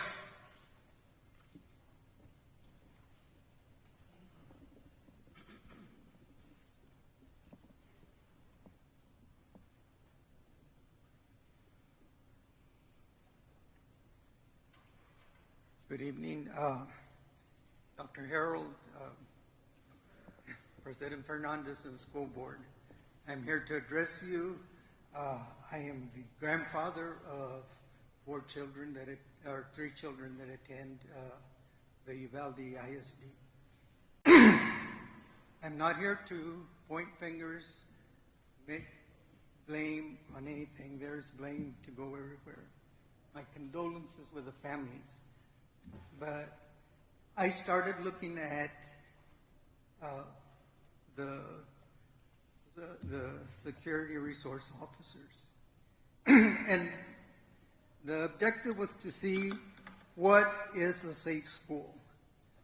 And some people say, well, it's one where you have few or no violent acts. Another way is a place repleted with bulletproof glass, metal detectors, razor wire. Another one is a school that values strong, warm relationships among faculty and students. A police presence can make a school community feel safe. SRO programs find that facilities, parents, students feel safer when the police officers are present in the school. I'm not going to cite the resources, but I will give it to Mr. Fernandez. So since Columbine, the federal government has put out a lot of money, $750 million on adding SROs. For someone to suggest that SROs prevent school shootings is absolutely unfounded in the terms of science. There is no support for that statement at all. And that's Tom McGowan, a criminal justice researcher for Bowling Green University. In 2018, the Congressional Research Service reported that the presence of SROs were present at the school shootings, or preventing school shootings was unknown. The same year, the Washington Post analyzed 200 incidents of gunfire since Columbine in 1999. In that analysis, in that analysis of shootings, SROs stopped one instance of active shooters. So that's what the Washington Post told me. I saw another one that said 179 shootings, and they had one stop, the same one stop. Our SROs cannot be expected to stop an active shooter. While SROs do effectively reduce some forms of violence in the schools, they do not prevent school shootings or gun-related incidents. While there is no conclusive or consistent evidence that SROs reduce crime among students or prevent mass shootings, the research shows that potential costs to students and communities are real. Evidence shows that the presence of SROs can mean increased rates of arrest for students or for minor offenses such as disorderly conduct, simple assault, and resulting in a greater number of children that necessarily bring exposure to the justice system, which we know is quite skewed. From May 2020 through June 2022, at least 50 districts serving over 1.5 million children have ended their school policing programs or cut their budgets. Unlike department stores, grocery stores, and parades that we have seen lately, they suffer from domestic terrorists. Our schools are attacked by its students. They are the ones most likely to be locked in your secure school. You can put in measures that give a sense of security so that we can feel better, feel more at ease. But we will not solve this complex problem. The Uvalde Consolidated School District do not have the solution nor the power to stop gun violence in schools. However, you do have a very public platform. Everyone's watching you. You can demand that Texas governor call for a special session to address gun violence. So those are just my comments. Thank you so much. Thank you. Thank you, Mr. Garcia. Thank you.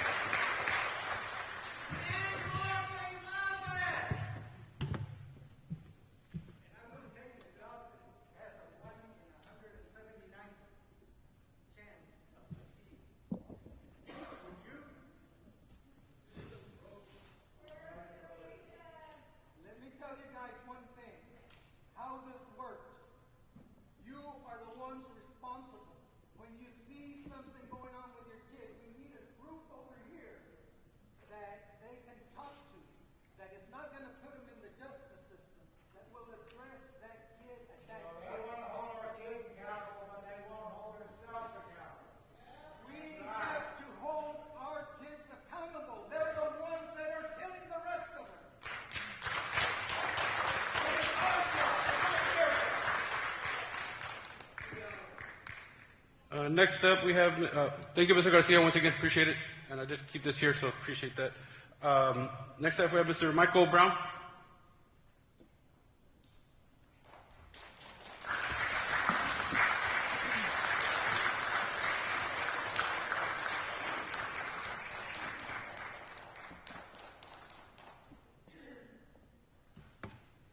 I'm going to make it simple. Is this true or false? Or a yes or no answer.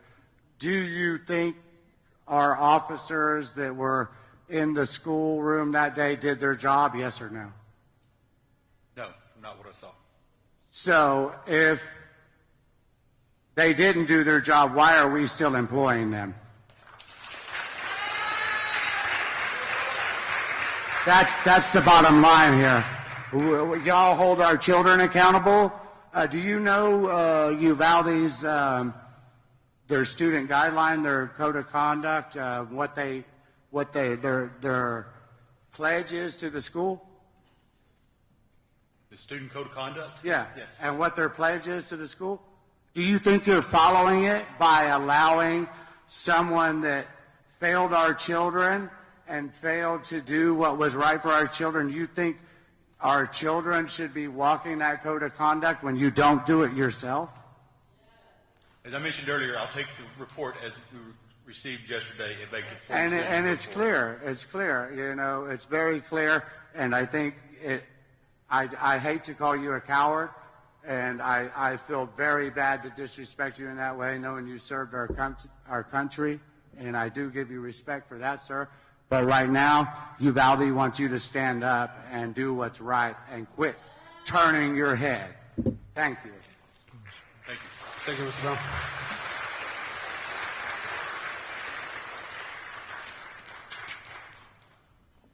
Brown. Next up, we have Michelle Prouty.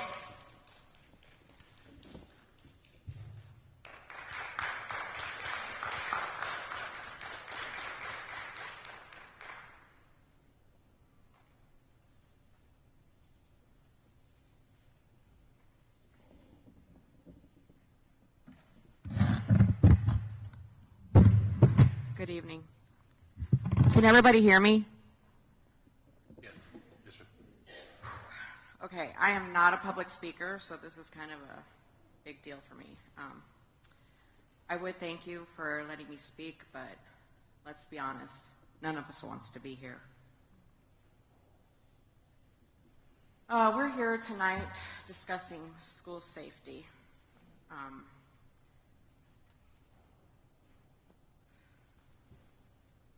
Kind of a touchy subject.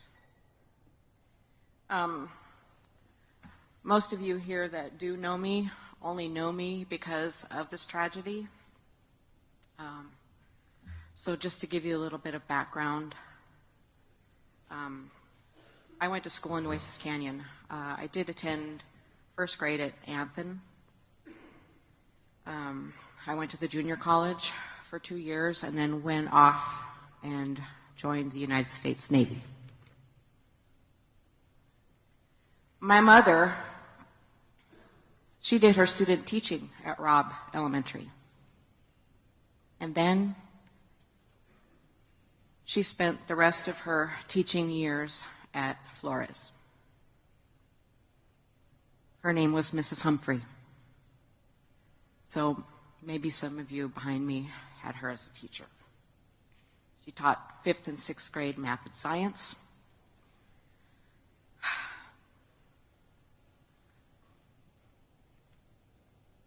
She's in her early 70s now, and she's doing well.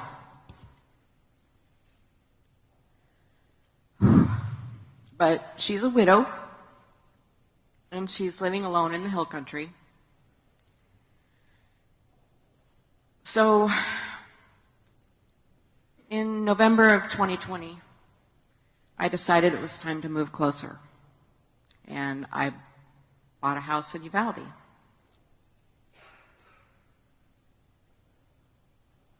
It's right next to Robb. On Old Carrizo Road. It's a very quiet street. I have very nice neighbors.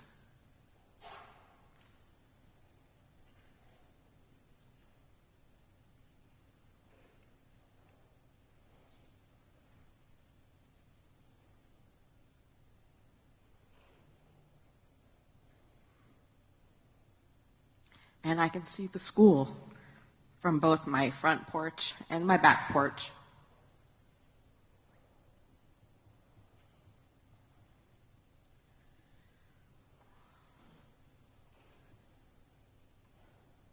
The sounds of kids playing at recess.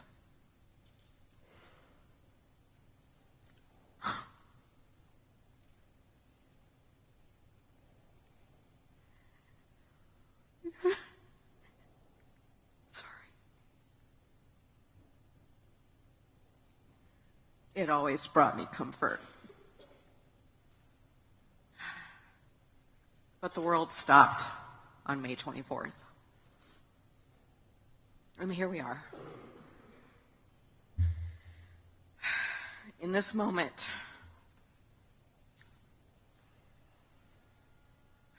this nightmare to discuss school safety measures. We wouldn't be here if it weren't for the egregious failures that started from the very top. The school district has been failing this community for a long time, and it's caught up to you.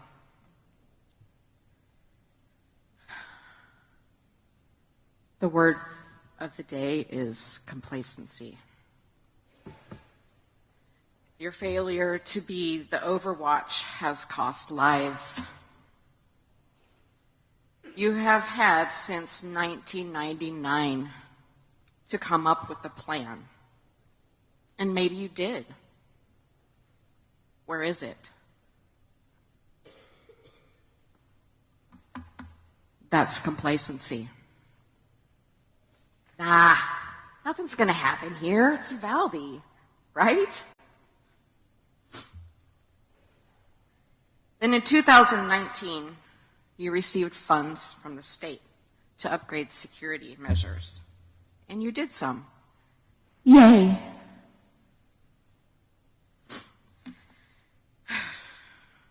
I heard someone discuss the topic of the money. So that money that the school district got in 2019,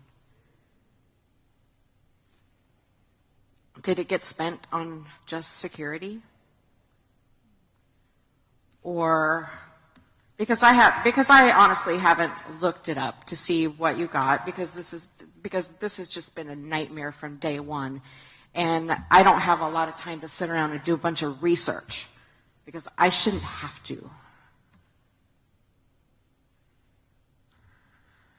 I have been involved in city councils in my past and school boards because I worked at a school district in administration.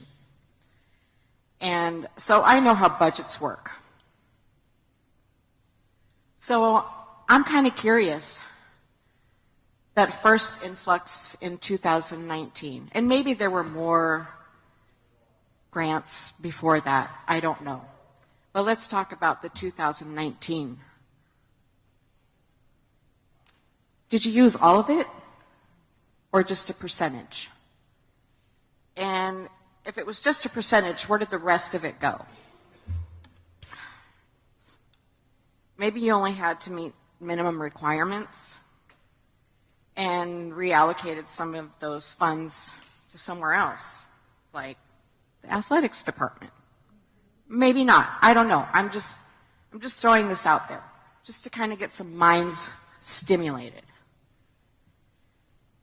But it's nothing that a state audit can't find out for us. On that note, I do believe that this room is full of very angry and alert watchdogs. They're going to want receipts as you spend the donation money, etc., that's earmarked specifically for safety improvements.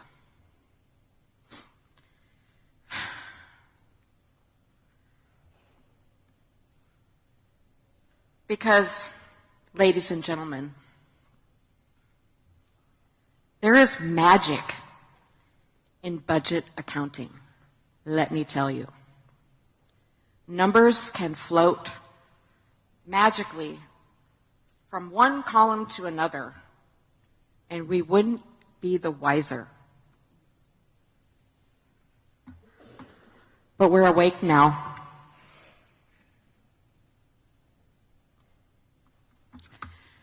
And I don't think any person in this room is going to let anything slide ever again. Okay. Moving on to the next failure.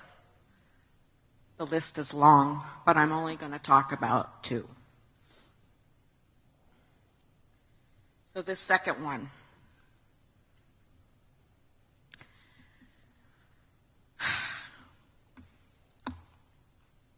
I know I'm whipping a dead horse, but it is about Pete Arredondo. And I will ask the question directly. Is he an at-will employee? He is not. So he is under contract? That is correct. Okay. Does he get performance evaluations? Yes, he does. When was his last one? I would have to go back and check, but we do them annually. Okay. I don't know how your performance evaluations are set up, but the ones that I'm familiar with grade employees on a scale from 1 to 4. 4 being outstanding, 1 being, well, a failure. So I would guess at this point, down the line, he would score a 1 on every topic. Right?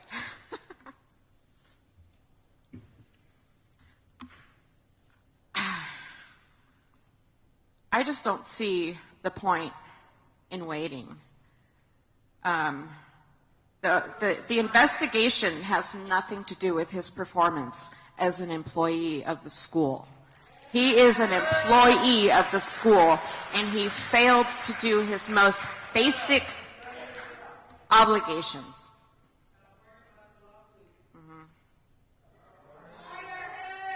The day that you put him on administrative leave, it was a slap in the face to these families and to our community.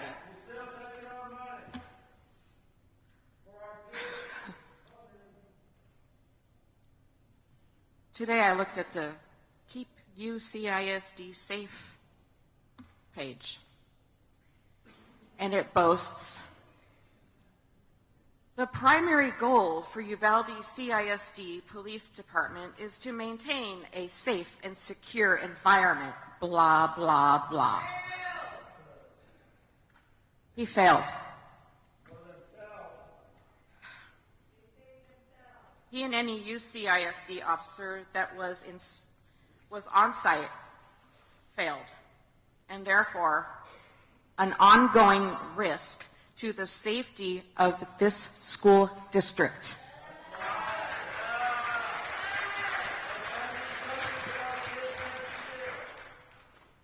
With that,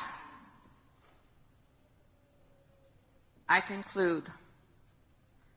For the record, I, Louise Michelle Prouty, residing at 613 Old Carrizo Road, Uvalde, Texas 78801, do hereby demand that the administrative leave granted to Pete Arredondo be rescinded and his employment with UCISD be terminated.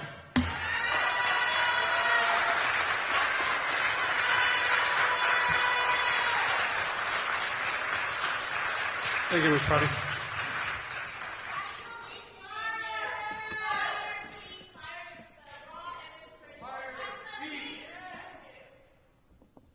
Go to the next one, Mr. Patrick McGrew.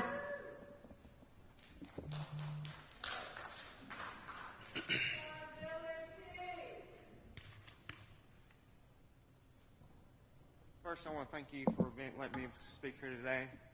Just have a few questions for you. If I wanted to donate $25,000 to Uvalde CISD, would you accept? Absolutely. Of course you would. If I told you a company that wanted to donate a product to help these schools be safer, would you entertain it? The answer is no. SkyPass Security has reached out to me and said, hey, Patrick, get me in touch with the Uvalde School Board. We know you. You live there. You will stand a better chance. From June the 8th through June the 12th, multiple phone calls, emails, and I had to contact 2 different police officers that I personally know to try to get in contact with someone from the Uvalde CISD. Finally, on June 15th, Kenneth Miller reached out while I was working out of state. I told him about SkyPath, and I told him what they wanted to do. He said, send me the information, and we'll talk. Well, a couple of days went by. I never heard anything from him after sending the information. So finally, I could tell he was getting irritated with my emails. He's like, yes, I will take a call. and this was on June 20th. June 22nd, SkyPass Security emailed Uvalde CISD, Kenneth Miller, or Mueller, and your IT guy. Well, here it is, July 18th, and they still have not reached out to that gentleman offering a product to your school to protect our children.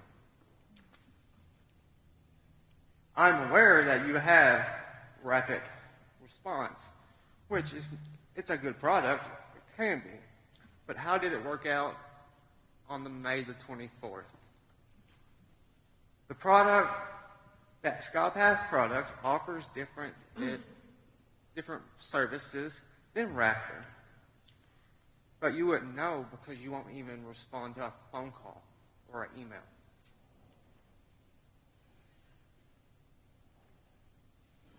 SkyPath could even be the worst product on the fucking country. But it was free, and you won't even entertain it. The House report released yesterday and showed all the failures from the school. You, Hal, were hired to be a leader. You were hired to make sure our children get the education they're needed and to make sure our kids were safe. The schools were not safe. The locks were broken. Admin knew the locks were broken, and other things. As a leader, when your people fail, you fail. That's what leaders do. They take the blame when their people fail because, as a leader, you work as a team. You failed. I would ask you to resign, but we both know that's not going to happen.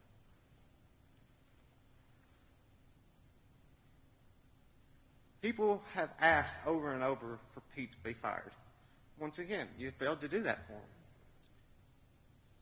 If you fire Pete, that will admit guilt.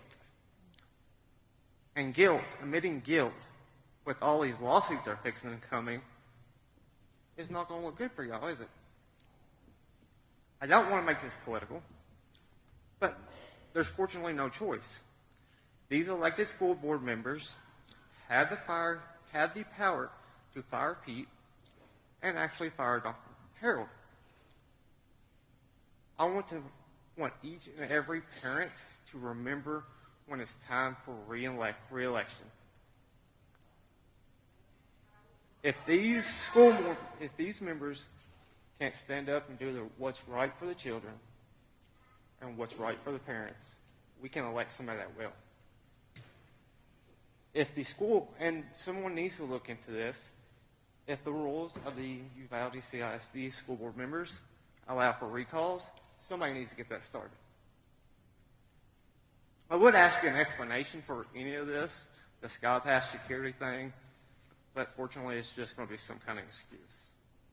And if anybody wants a copy of the emails that was personally sent out, that I sent to Kenneth Mueller, and the emails from SkyPass Security that was sent to Uvalde, CISD, I will be more than glad to get that to them. Yes, sir. I would like to see them myself. Because you said you personally emailed us? Yes. You personally did? Yeah. To our school district email address? Yeah. Are you sure? And I've talked to Kenneth Miller, yeah. Are you sure? Okay, because I have checked my email, my spam, every single folder I have on that, and there's not an email from you, buddy. I've asked every single one of these members here, and they have not seen them. You want to see Kenneth Miller's email? Definitely afterwards, if you can give me a copy. Yeah, definitely, because I would like to see it, because that's the first time I've heard about it. First time. But definitely, I would definitely like a copy of it, sir.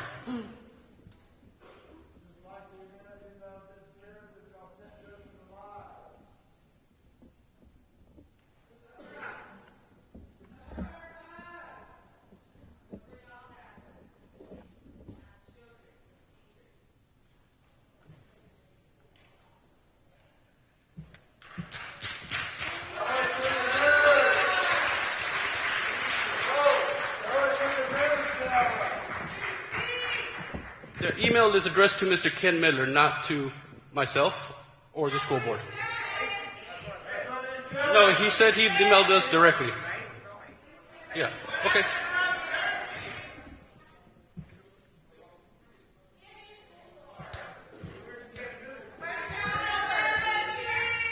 Yeah, but regardless, if he's in charge of student services, he won't even reply a call or reply to an email, and especially to a product that's free that could help. So that's just a disappointment. I have the number 19 as my speaking number. I'm going to lay this on that stage because y'all need to look at this for the rest of the night because you failed our kids. I am a parent, and I will not ever send my kid to this school. Y'all need to look at this the rest of the night.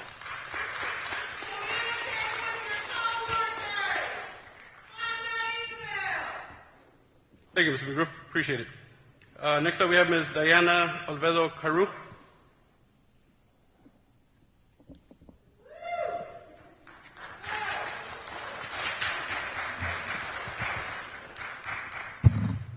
Good evening, Dr. Harrell, school board members.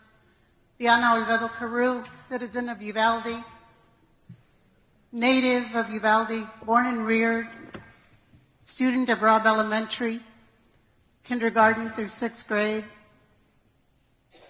I'm not going to try to repeat anything that the parents have already shared. You've heard it. You've heard it again tonight. You probably will continue to hear it until they begin to get not only the answers, but the accountability that they are demanding from this school board, from this school district. As several have said, you are the people with the power and the ability to do the right thing. I understand that sometimes professional people feel that we need to follow a process, and that's all good and well. But when a tragedy like May 24th happened, and 77 minutes after the shooter entered Robb Elementary campus, and you know that we have 19 children and 2 teachers dead, how could you not, at that very moment, know that you had to begin to clean house? There's no excuse for doing otherwise. Actually, many of the officers there, if not all of them, but certainly those that represent the Uvalde School District, should have voluntarily laid down their badge, put down their guns, because they no longer had the honor that's deserving of that badge and the right to carry that gun. 19 children and 2 teachers dead because of their failure to act. You know, a week ago, the Uvalde County Sheriff went to the county commissioners and asked for $165,000 of tactical gear. It wasn't the gear that was the problem on May 24th. It was the lack of officer response. They had guns, they had shields, they had helmets, they had breaching equipment. They failed to act. When you look at the report that was put out yesterday by the special committee, someone earlier said, if you don't plan, you're going to fail. Well, the school district has a plan, an active shooter plan. And in that active shooter plan, Pete Arredondo himself was listed as the incident commander should such an incident occur. It occurred. And he continues to say that he was not the incident commander. He was the incident commander. He didn't do his job. There were 4 other officers from this district on site that day, 2 of them in those hallways. They failed to act, just as Mr. Arredondo failed to act. I personally don't know where your other 2 officers were in terms of sight that day, but I assume that they had as much knowledge as the other 3 officers did. So when you, upon putting Pete Arredondo on administrative leave with pay, turn around and appoint Mike Hernandez as acting police chief for the district, you're adding insult to injury. He was on site. he failed to act. So you cannot be surprised when the parents in this room continue to call out for accountability, continue to even call out asking you to resign, asking you to fire these police officers, at the very least to suspend them. Multiple systemic failures, a culture of not following the rules. You have all the policies anybody could ever want. The problem is nobody follows them. And on May 24th, it cost this community 19 children's lives and 2 teachers.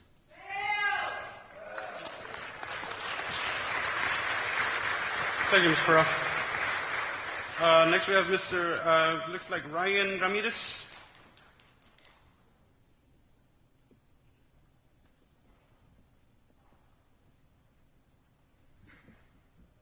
Thank you for having us up here. We got 2 things to talk about. Do y'all know anything about our mail, why it's been open when we received it? Yes.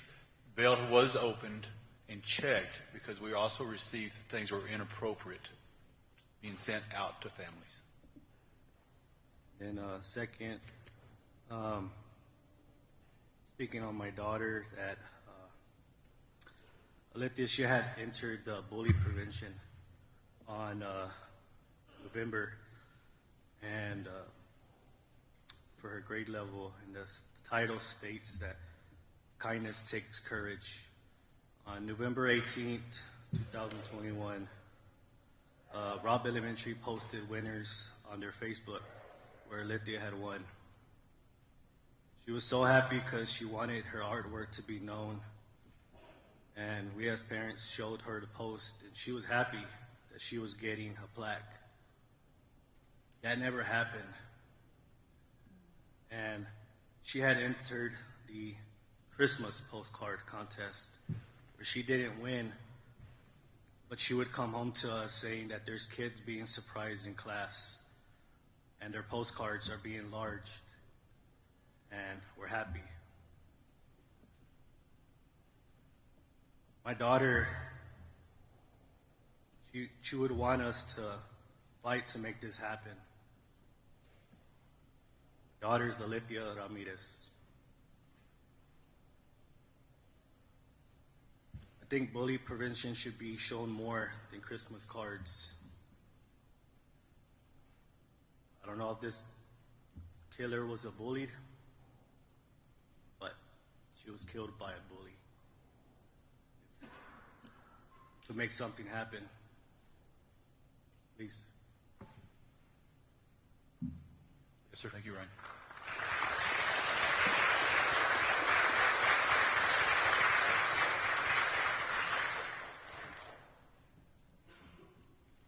Thank you, Mr. Ramirez.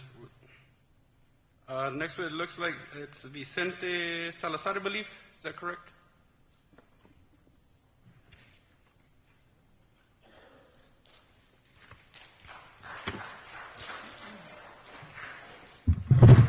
All right. I am the grandfather of Layla Salazar, and I want everybody to understand this. Your system failed these families.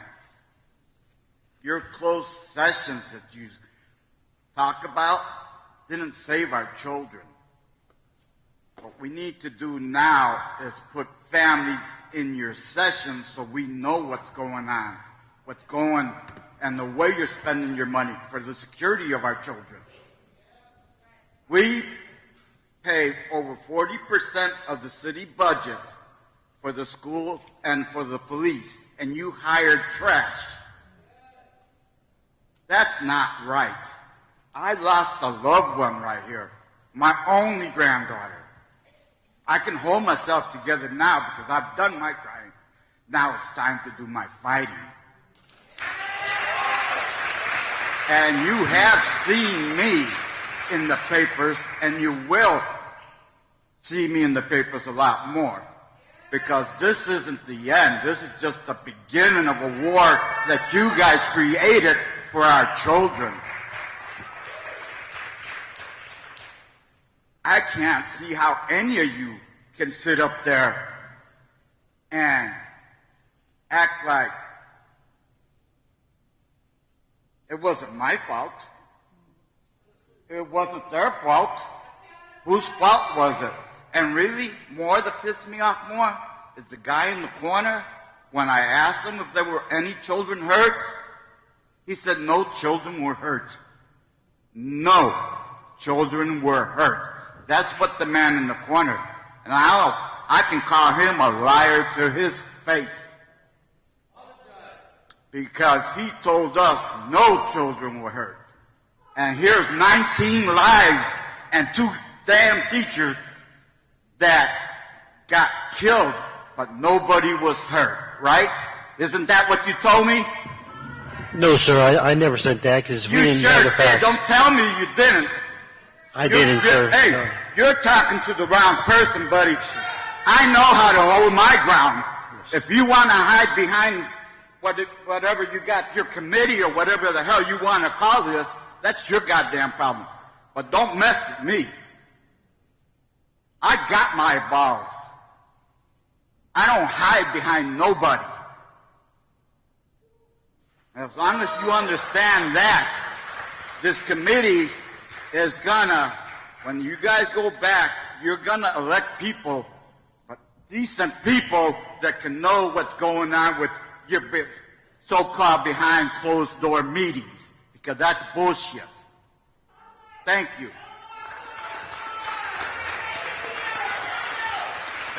Thank you, Mr. Salazar. Appreciate it. Next is Javier Chavez.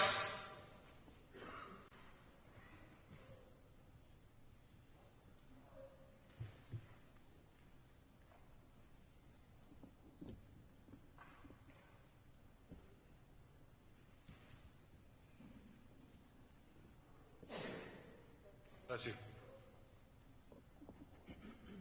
Hello, how's it going? I just want to introduce myself. My name's Javier Chavez. I'm a cousin to A. Marie and Alfred Garza. And I'm here speaking on my own behalf and trying to word, his opinion and his voice as well. I'm just going to take that off. First of all, my question, I know I might be out of line here, Mr. Harrell, but if you don't mind answering it, how old was your father when you laid him to rest? My father was 85.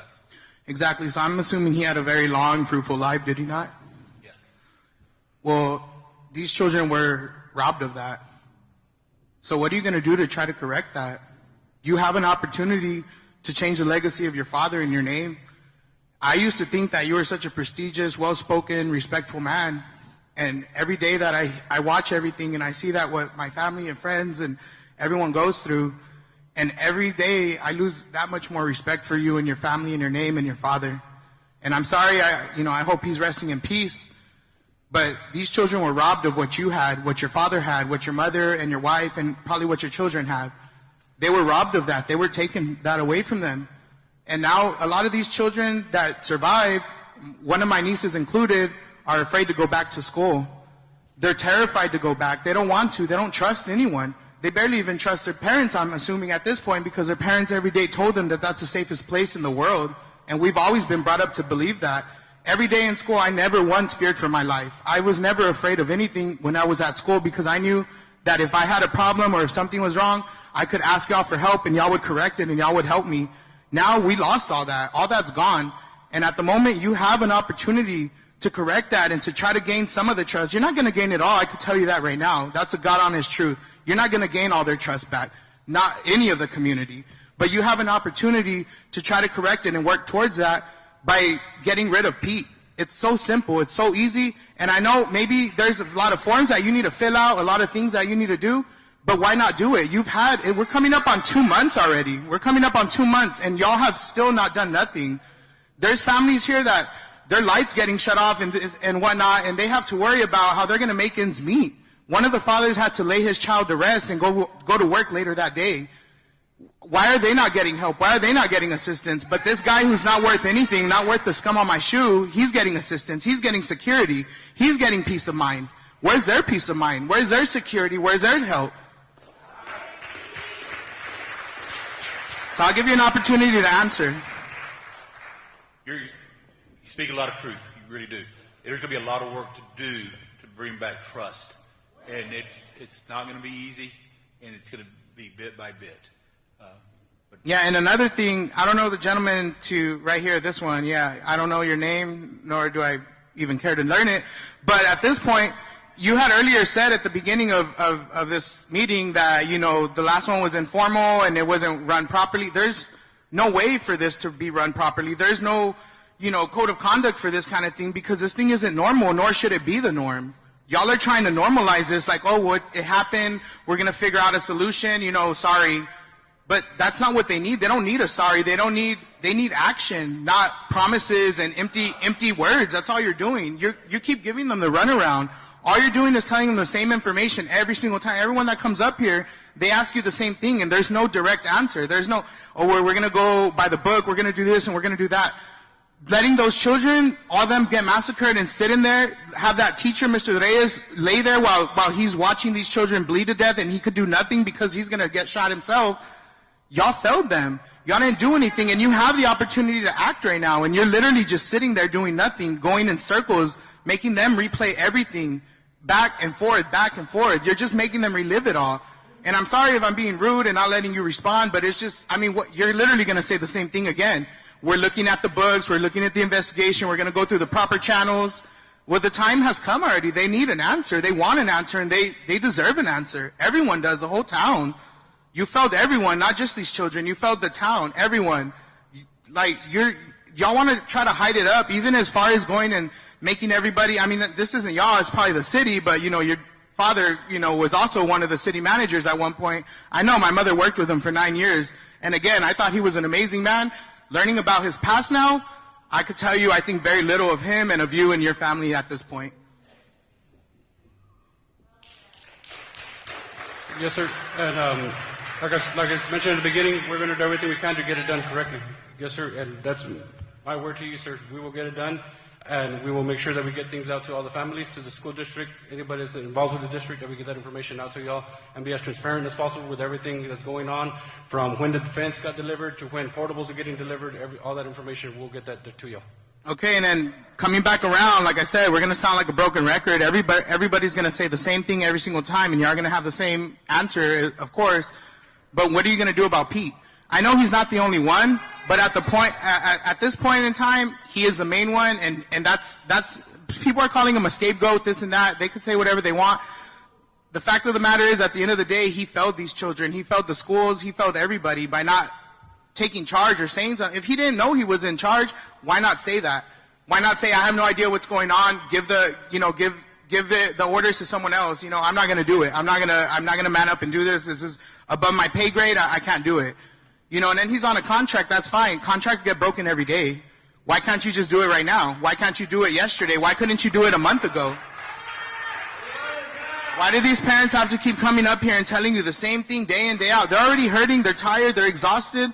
These children have all been laid to rest, and they still can't even rest. Their souls can't rest because their parents are uneasy and they're unsafe, and they're sick to their stomachs. They can't do anything. They can't live knowing that their children are gone. That's it. They're gone. And y'all sit up here, you know, like all prestigious and whatnot, acting like you're doing something. But the fact of the matter is you're not doing anything. I'm sorry, but y'all are sitting on y'all's asses. And I'm not judging y'all. I'm not trying to be rude or anything, but I'm just being blunt. Because this is something bad that happened. This isn't something that's normal. It's not like someone broke a window at school, okay? Like, these children were murdered. They were massacred. It wasn't an accident. It was intentional. This guy went in there and did what he did. And y'all stand there and act like, okay, well, it was an accident. Sorry, guys, we're going to figure out what happened. And I understand that. But is it really going to take this long? At this point, they're probably going to finish the investigation before you figure out what to do with Pete or what to do with yourself. And like they keep saying, either stand up or stand down. Because at this point, you're just sitting there.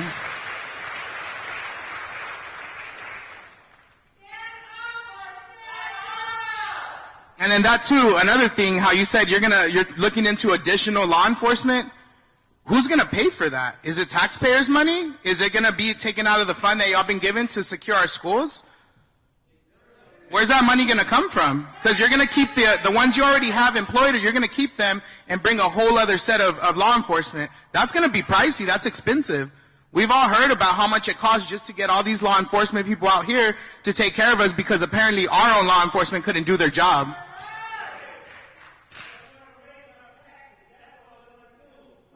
And how is that going to help the people? How is that going to help anyone raising taxes and causing more, turmoil in the community? That's all you're doing.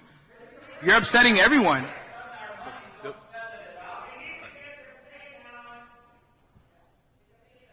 There'll be grant money that we'll use to pay. Okay, so why wasn't that grant money used before? Is it just we had to have a tragedy like this in order for y'all to realize, okay, the safety of our children is really important?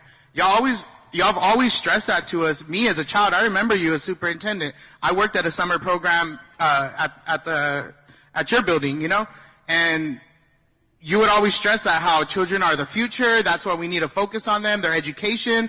There's times that I wanted to drop out of school and just give up and call it quits, and teachers would actually, try to force you to go and talk you into going because that was their passion. Now it's just about getting a paycheck, apparently. I mean, to you, it seems like it's just getting a paycheck. I'm assuming you're probably the highest paid in all of the school district for the most part, are you not? That is correct. Exactly. So as long as your check is nice and comfy, I mean, it's fine if you overlook a broken lock, a broken door. It's fine because, it's just not in the budget. We don't have the money, right? But look at what that caused, overlooking something. It caused all these children to be taken away from their families.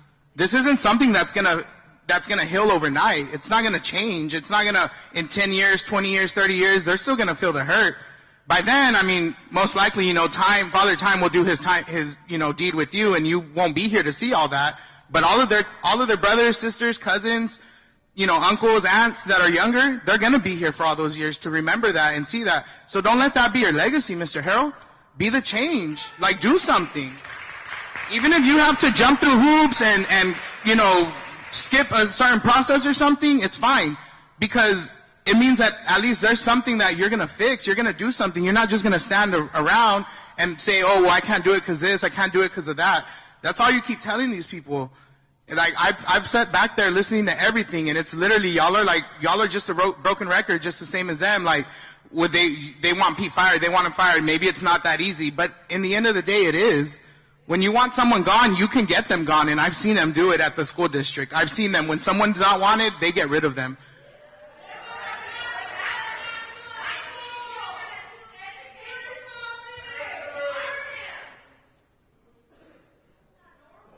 Yeah, and I'm sorry I'm not addressing any of the other of y'all because I really don't know who y'all are. And again, like I said, there's really no point in me even learning y'all's names because I wasn't planning on speaking today, but just seeing everything, getting enraged and, frustrated, I decided at the end, yeah, maybe I can go and voice my opinion. I didn't have anything ready to go, but honestly, you don't need anything because everything's right there in front of you. Nothing, y'all say y'all are transparent with each other, but earlier you said, oh, someone else got the email and you didn't get it. Do y'all not relay any of these messages to each other? Are y'all not all corresponding with each other, being transparent as y'all have constantly said over and over? Obviously there's a strong lack of communication, and I feel like that was the main thing. That was the main fault that day, was the lack of communication. Right. So what are you going to do to change it? Are you going to do something? If not, I think they would prefer that you stand down. If you're not going to stand up and speak for the children, if you're not going to do something, make some kind of change happen. It's really as simple as that, Mr. Harold. You can't be having them jump through hoops anymore and giving them the runaround constantly at every single meeting. It's going to be the same questions, and if you're going to give the same answer, we need someone up there who's going to give us a different answer. And it's not because we don't like your answer and it's not palatable or nothing. It's just because it's not the right answer. There's a right and a wrong, and I'm sorry, but you're giving them the wrong answer. And everyone in the world can see that right now. The spotlight is literally on Uvalde right now. And they're watching what you're doing, so don't let this be your legacy. I'm sorry again to bring your father up, but he left a bad legacy for you. You have an opportunity to fix that and change it and be a good person and do the right thing. So do it for them. If not for yourself or your father or your family or your pride, like they said to set aside, then do it for the children at least, for the future that you say they're our future. They'll remember you maybe in a better light. And do something. That's all I got to say. I mean, like I said, it's just going to be the same answer every time, so thank you. Thank you, Mr. Chavez. Next we have Ms. Laura Garza.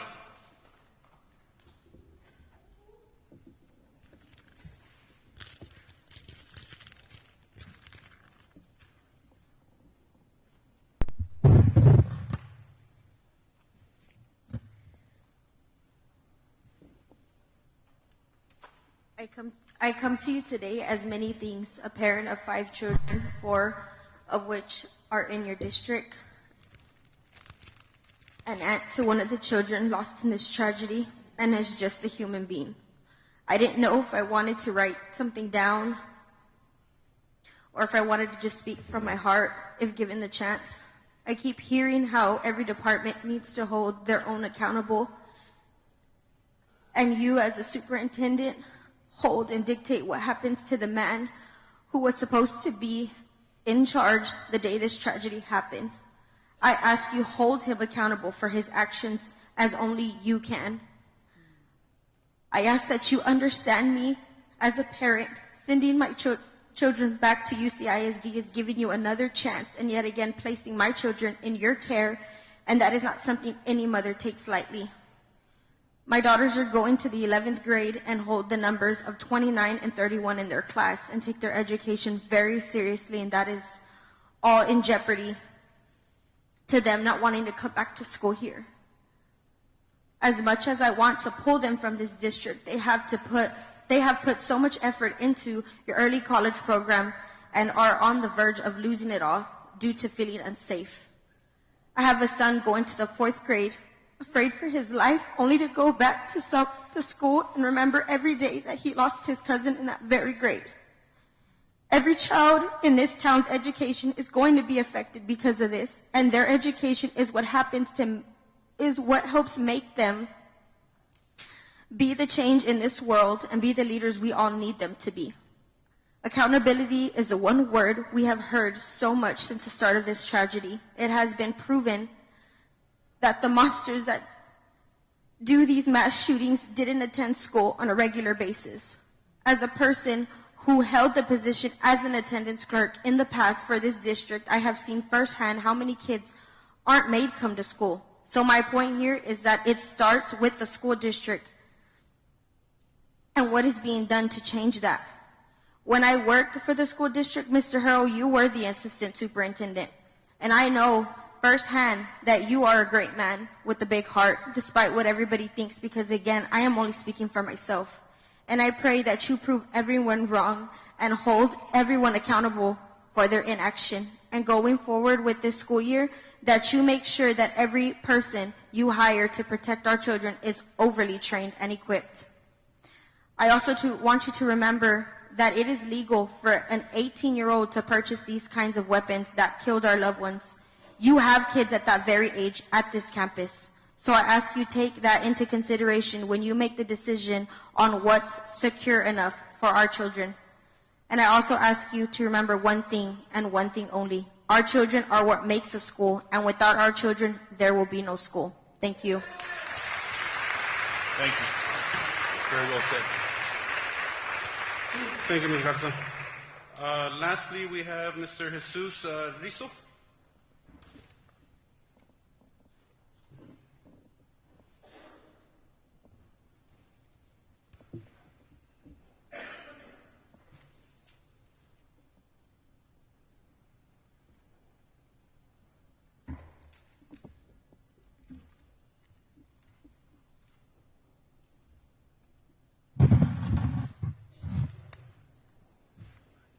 Thank you.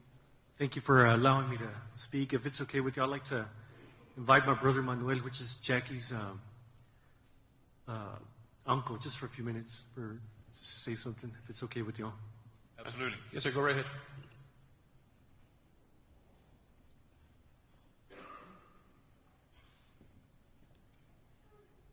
Hello, I'm Manuel Rizzo. I'm Jackie's uncle, as you heard.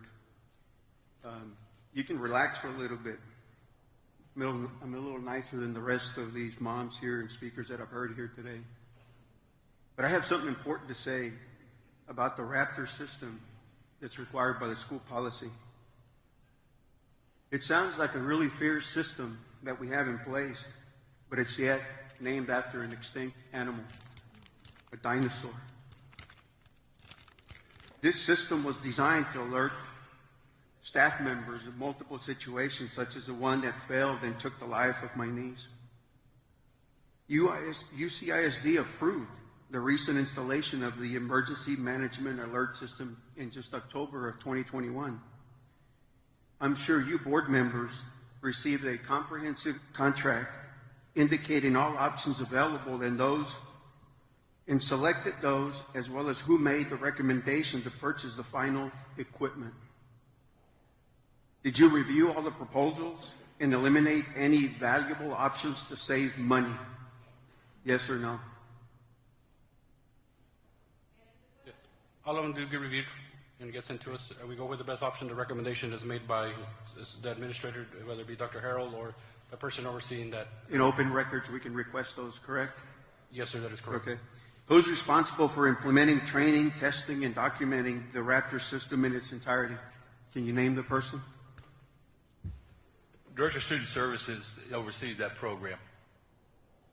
Who does that person respond to? To me. Okay.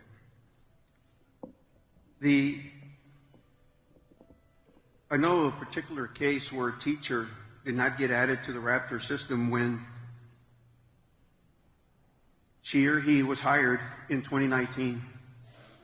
They were finally added in 2022. Complete failure.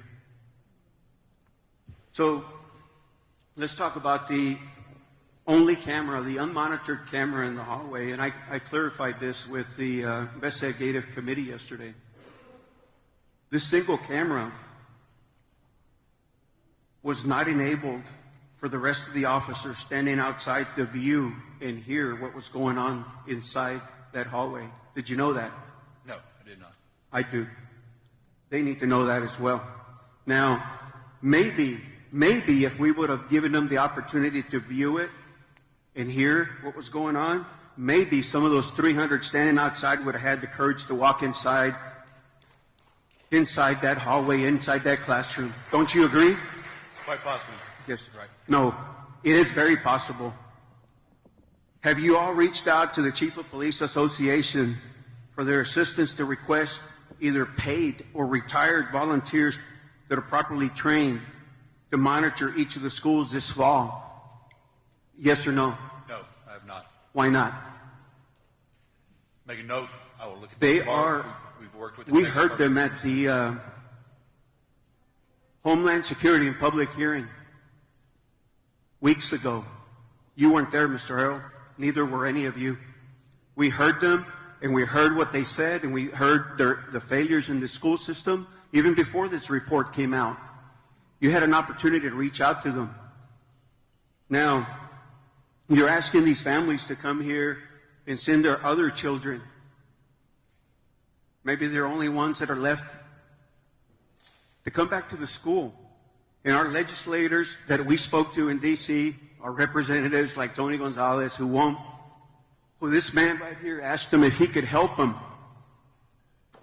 I won't go into the details, but he asked him if he could help him, and he looked him in the face and he said, if this is your child, would you help us? And he said no. And I want to make that clear. Is that right? There it is. So that's just what we have today from right here that you all that are sitting here up through Texas, our governor in D.C. We went up there and met with many others, but yet the representatives of our state, this great state of Texas, would not meet with us. Sad, very sad. Well, I'll tell you something, that we're not giving up, and you're asking these children to come here in the fall, and you're delaying it by a short period of time. Some of these parents that I spoke to, they're going to sit there with their children, and I'm asking you, are you okay with that? Because you can't provide the level of security that they're asking you here today. Will you allow that? We will look at it case-by-case basis. I don't think they're going to have a choice. Either you're going to allow them to go in there, or they're not going to go to school. I'm sorry, but that's what I heard. So, Jacqueline, if I may, Gloria, this is for you. Javier Flores, honorable to know you as a friend and a family member and a close relative of the family of Jacqueline Cáceres. You were there during her baptism. You are from our hometown, our home community, although you've been supportive, and you have been, but we're asking you for one thing, just like we've asked our politicians. In front of these families, I'd like for you to tell us, will you be a Judas, a politician who doesn't want to represent us properly, like the ones we have in Texas, or will you stand with the family and the victims and do what is right? Yes or no? Yes. Yes or no? Yes. Thank you. Harold, what I've heard here today, I've heard again and again, because you don't do as they ask, as we ask. But I think it's really simple. It really is. And more today, I've heard here today. Why don't you do what is right and let someone come in and take control and responsibility? Thank you. Thank you.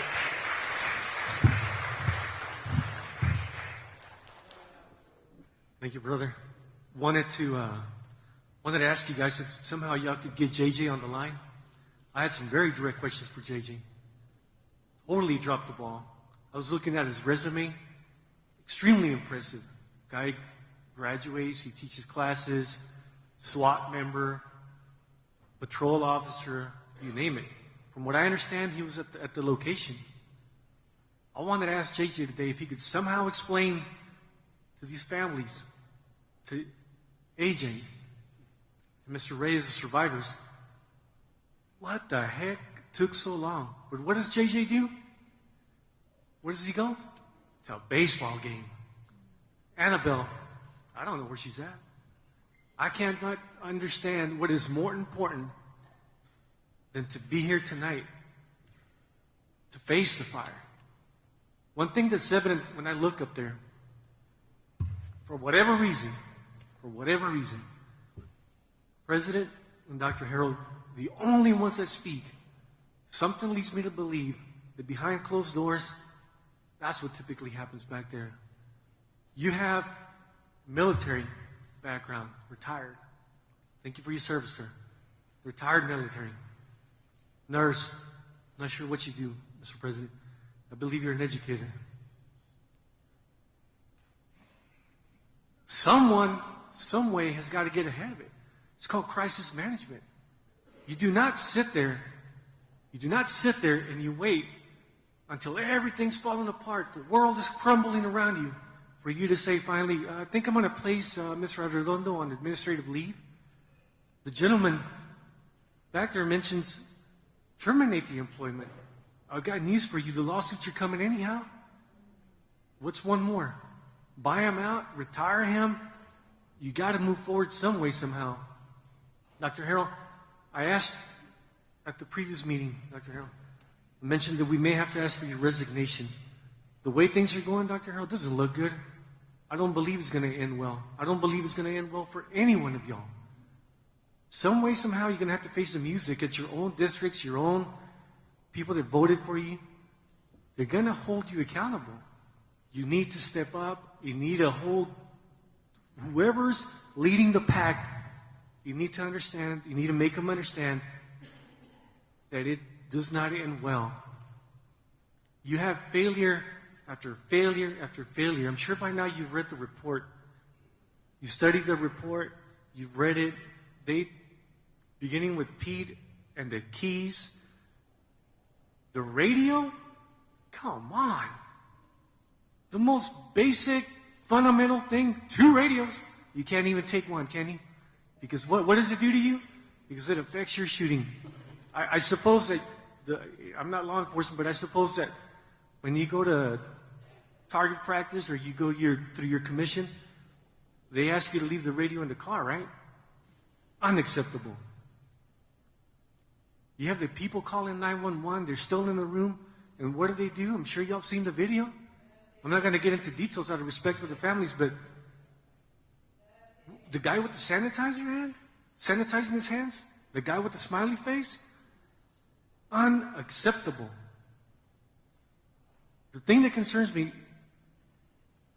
probably the most, if I understand things correctly, the person that's out at the junior college teaching the course is the very same person that you put in Pete's position. Ask around. Ask them what they were teaching in that course. An 8-hour course at the junior college that tells the people, I suppose, a whole bunch of stuff. Ask the people that attended the course.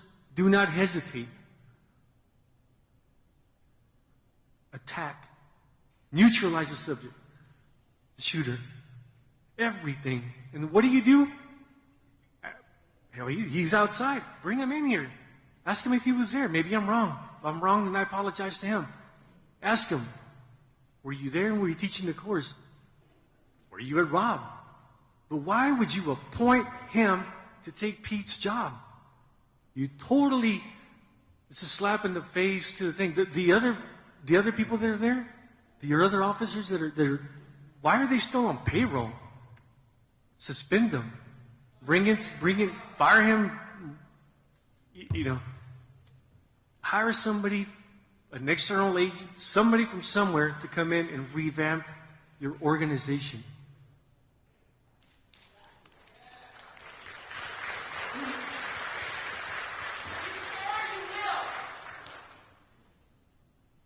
I'm gonna leave you with one thought, Dr. Harrell. But before that, I'm going to open it up. Flores, Mr. Lambert, Mrs. Perez, Mr. Fernandez. Can't see that far, I'm sorry. Mr. Fowler. Mr. Fowler. I'm going to open it up. Address the public. You got the floor. You got everything. But when you get a chance, ask JJ to come up here and man up. Answer the questions, JJ. Very simple. You're the subject expert. You do the curriculum. Do everything that you're supposed to do, JJ. You got your master's, you got everything you need. But you can't postpone a baseball game. You can't put somebody else in charge, right? So what do you want to do? You don't want to take the heat. Just like you couldn't handle the situation at Robb, JJ. Here's my thought. Dr. Harrell, you're the CEO of the organization, sir. It all, as I mentioned before, it all rolls right up to you, sir. You need to ask yourself a question. Is it best for me to step down, to step aside for the better of the community? And if the question dictates that it is, then so be it, sir. Maybe that is the best legacy you can leave behind, sir.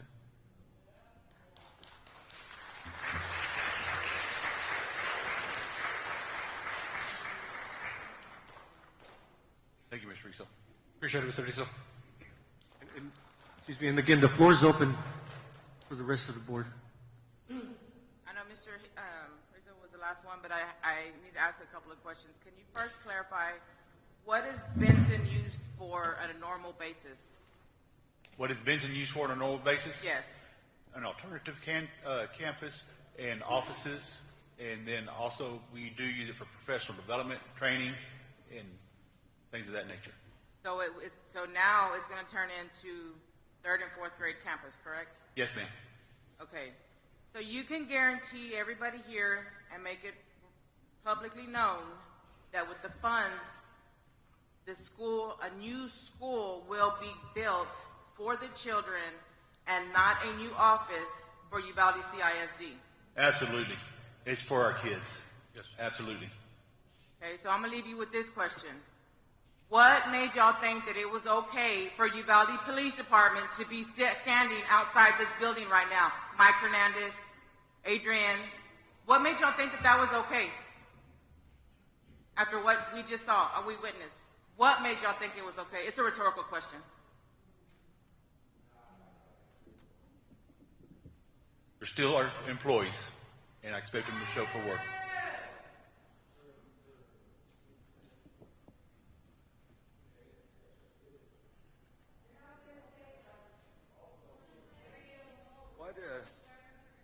This quote right here, it says Uvalde CISD, it says loyal and true, correct? Yes, sir. Are y'all loyal and true to us and our kids, or to Pete and the other officers? Who are you loyal and true to is what I want to know. No, answer. Yeah, students and parents. And students, parents, and staff, absolutely. Everyone that... So why the hell does Pete still have his job? Loyal and true my ass.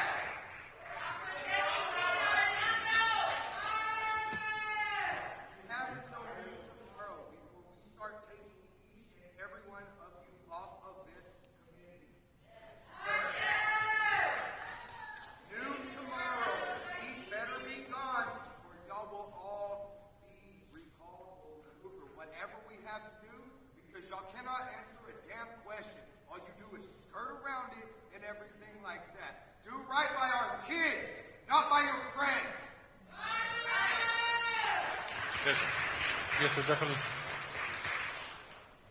Well, that is the last one we had, so we thank you for coming out. Oh, we have one more? Hold on. Okay. Yes, sir, Mr. Stevens. Go ahead, sir. Everybody been spitting on that thing. Take away everything that I am, except for the OG, because I would have ran in that school, I would have died trying. That's for sure. Come here. Luis, come here real quick. Yes, sir. No, because this is the only person out of this whole group who contacted me to give their condolences. Thank you. But I want you to look at my daughter. And I want one thing. I want one thing for my daughter and all of these that we've lost, and that's accountability. That's all I'm asking for. I'm as pissed off as everybody in this room, but I'm composed. That's what I'm asking of you and everybody up here.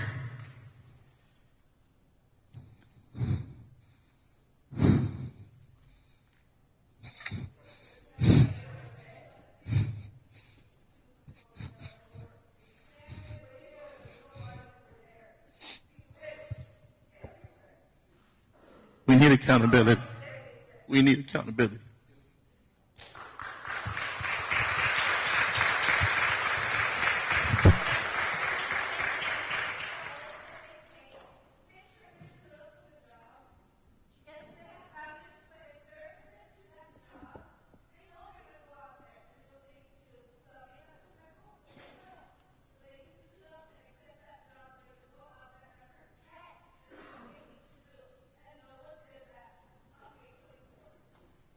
Yes, ma'am. I just wanted to say I appreciate you guys for turning off the timers. Your last meeting was a disaster. I couldn't believe it. I watched it. Turning off the timer is very important. It's very important for these people to talk to you, and it's very important for you to listen. All of you are elected up there. None of you have talked. You need to talk to these people. You need to answer. Butt in. Don't let them take all the answers. Butt in. You can answer. That's good for you. They want to hear that. Last, once a month a meeting is not adequate anymore. You guys need to meet either every week or every 2 weeks and listen to these people. Open mic, no timers, listen to them. And then you answer them what you're doing. How are you changing things? What are you doing? They need to know every week. And that's all I've got. Thank you, Skip. Thank you, Chip.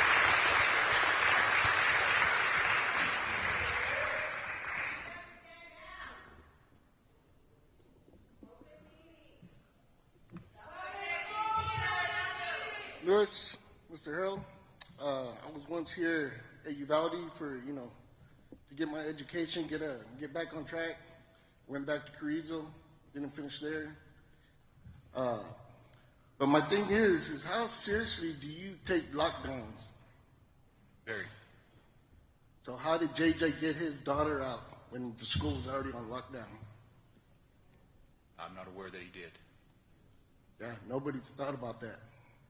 A parent went in to get her son out, and they told her no. JJ walks in and comes out walking with his daughter. How seriously do y'all take that lockdown? That's how easy that a police officer could go get their own child? I was not aware that occurred. Yeah, was That makes me very angry. That is favoritism. And I don't put up with favoritism. And you know that, Luis. You coach my son. Yes, sir, definitely. And I teach him to respect others. Yes, sir.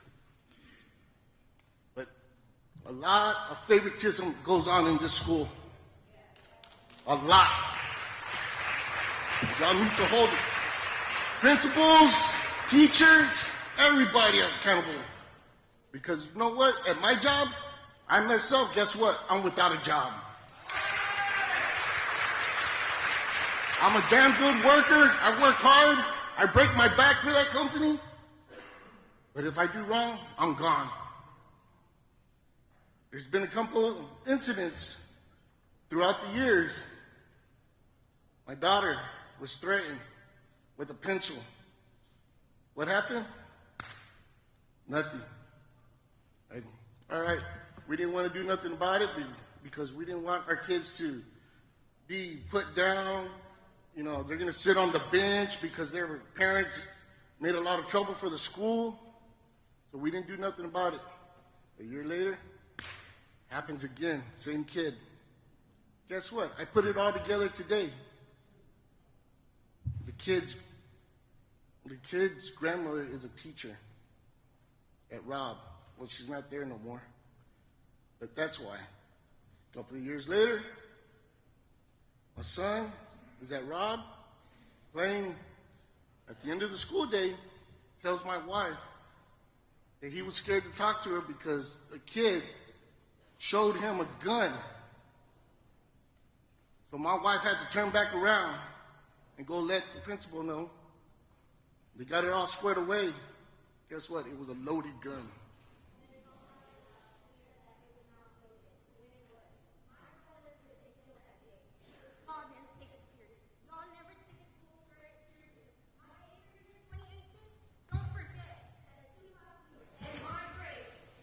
To kill people. They had a hit list. And y'all known about it all this time because they threatened to kill us our graduation year. Y'all known about this. So y'all should have been high at risk. Because the school has too much pride to put somebody down and they don't want to show their true colors. You know what? If my kid does wrong, they do wrong. They go to jail. You got to hold everybody to the T. Right? If I were to go and hold a pencil to this man right now, do you think I have all these officers on me? And what would I be charged with? An assault. But nothing was ever done. Nothing was ever done. That hurts me that my kids come to the school and they got to put up with all this bullcrap favoritism. I could go on. I got a bunch of stories. I don't work here, but when something needs to be done, guess what? I come to the school and it gets done. So I need y'all to man up, woman up, do something. There's more to this in this school that goes on that a lot of parents don't know. Oh, I'll get with y'all. I thought you were news. But I'm already tired. I was sitting at my house watching this live, and you know what? I finally got the guts to get up and walk down here. No matter how much, I got 2 kids left in this school, and no matter how much, if they got to sit on the bench for that, well, you know what? Y'all are just a piece of craps. That goes for the head coaches. This is going to be y'all's due. This talk for Uvalde County. Moving on, your kids. You need to bring your kids up here and let them talk to these people. What do we got? Another 10 years, 20 years. Hopefully a little bit longer. Exactly. This should be Uvalde. Your kids. You need to get them to speak up. Not to hide. Not to be scared to speak up. How are y'all supposed to let these kids go back to school when y'all don't take threats seriously? How many times does this have to happen in our country? Can you answer that? Because I'm tired of seeing it all over social media that people get their lives taken every single day. y'all need to put those fences, y'all need cameras, and make schools secure, because how are y'all supposed to expect these kids to come back when they don't feel safe? School is supposed to be a safe place, and it's not. And that day of the massacre, my brother was at the high school, and he was in his classroom for 4 hours, and he had to go to the restroom, and a teacher was gonna let him go to the restroom when SWAT walked in. If it was a school shooter, my brother would be dead today. Because when y'all were on lockdown, nobody should be going outside to use the restroom. They should be secure in the classroom. And for a teacher to be letting my brother go to the restroom, he would have been dead. Just like every cop knows, any little movement that person makes is possibly shot, dead. So that teacher was going to let my son go out to use the restroom. And luckily, when SWAT came in, I don't know what he did or what, but luckily he wasn't shot. Because it could have been a bad day for me. I'm sorry, but it would have been a bad day for me. And he's just a quiet person that minds his own business and likes to do skating and pole vaulting. And that's all he cares about in his school. He plays basketball. So y'all need to start holding the teachers accountable. That's why teachers leave, because there's so much favoritism. Hey, you know what? If you got to fire a teacher and they get mad at you, that's okay. You did the right thing. I don't have many friends here, but you know why? Because I tell you the truth. Whether if it hurts you or not. And if it hurts you, fine, okay, cool down in a couple of days, call me back. Hey, we could be friends. But it's better for me to hear the truth from anybody else or me coming to you. Right. So, thank you. But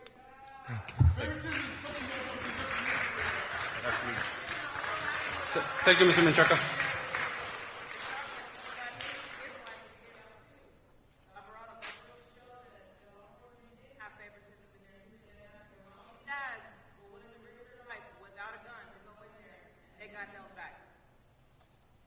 Yes, ma'am.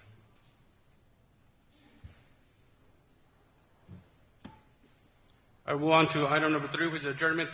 Before I adjourn, though, thank you so much. Your words have meant a lot to us. We have a lot to think about, and definitely accountability will be at the top of our list.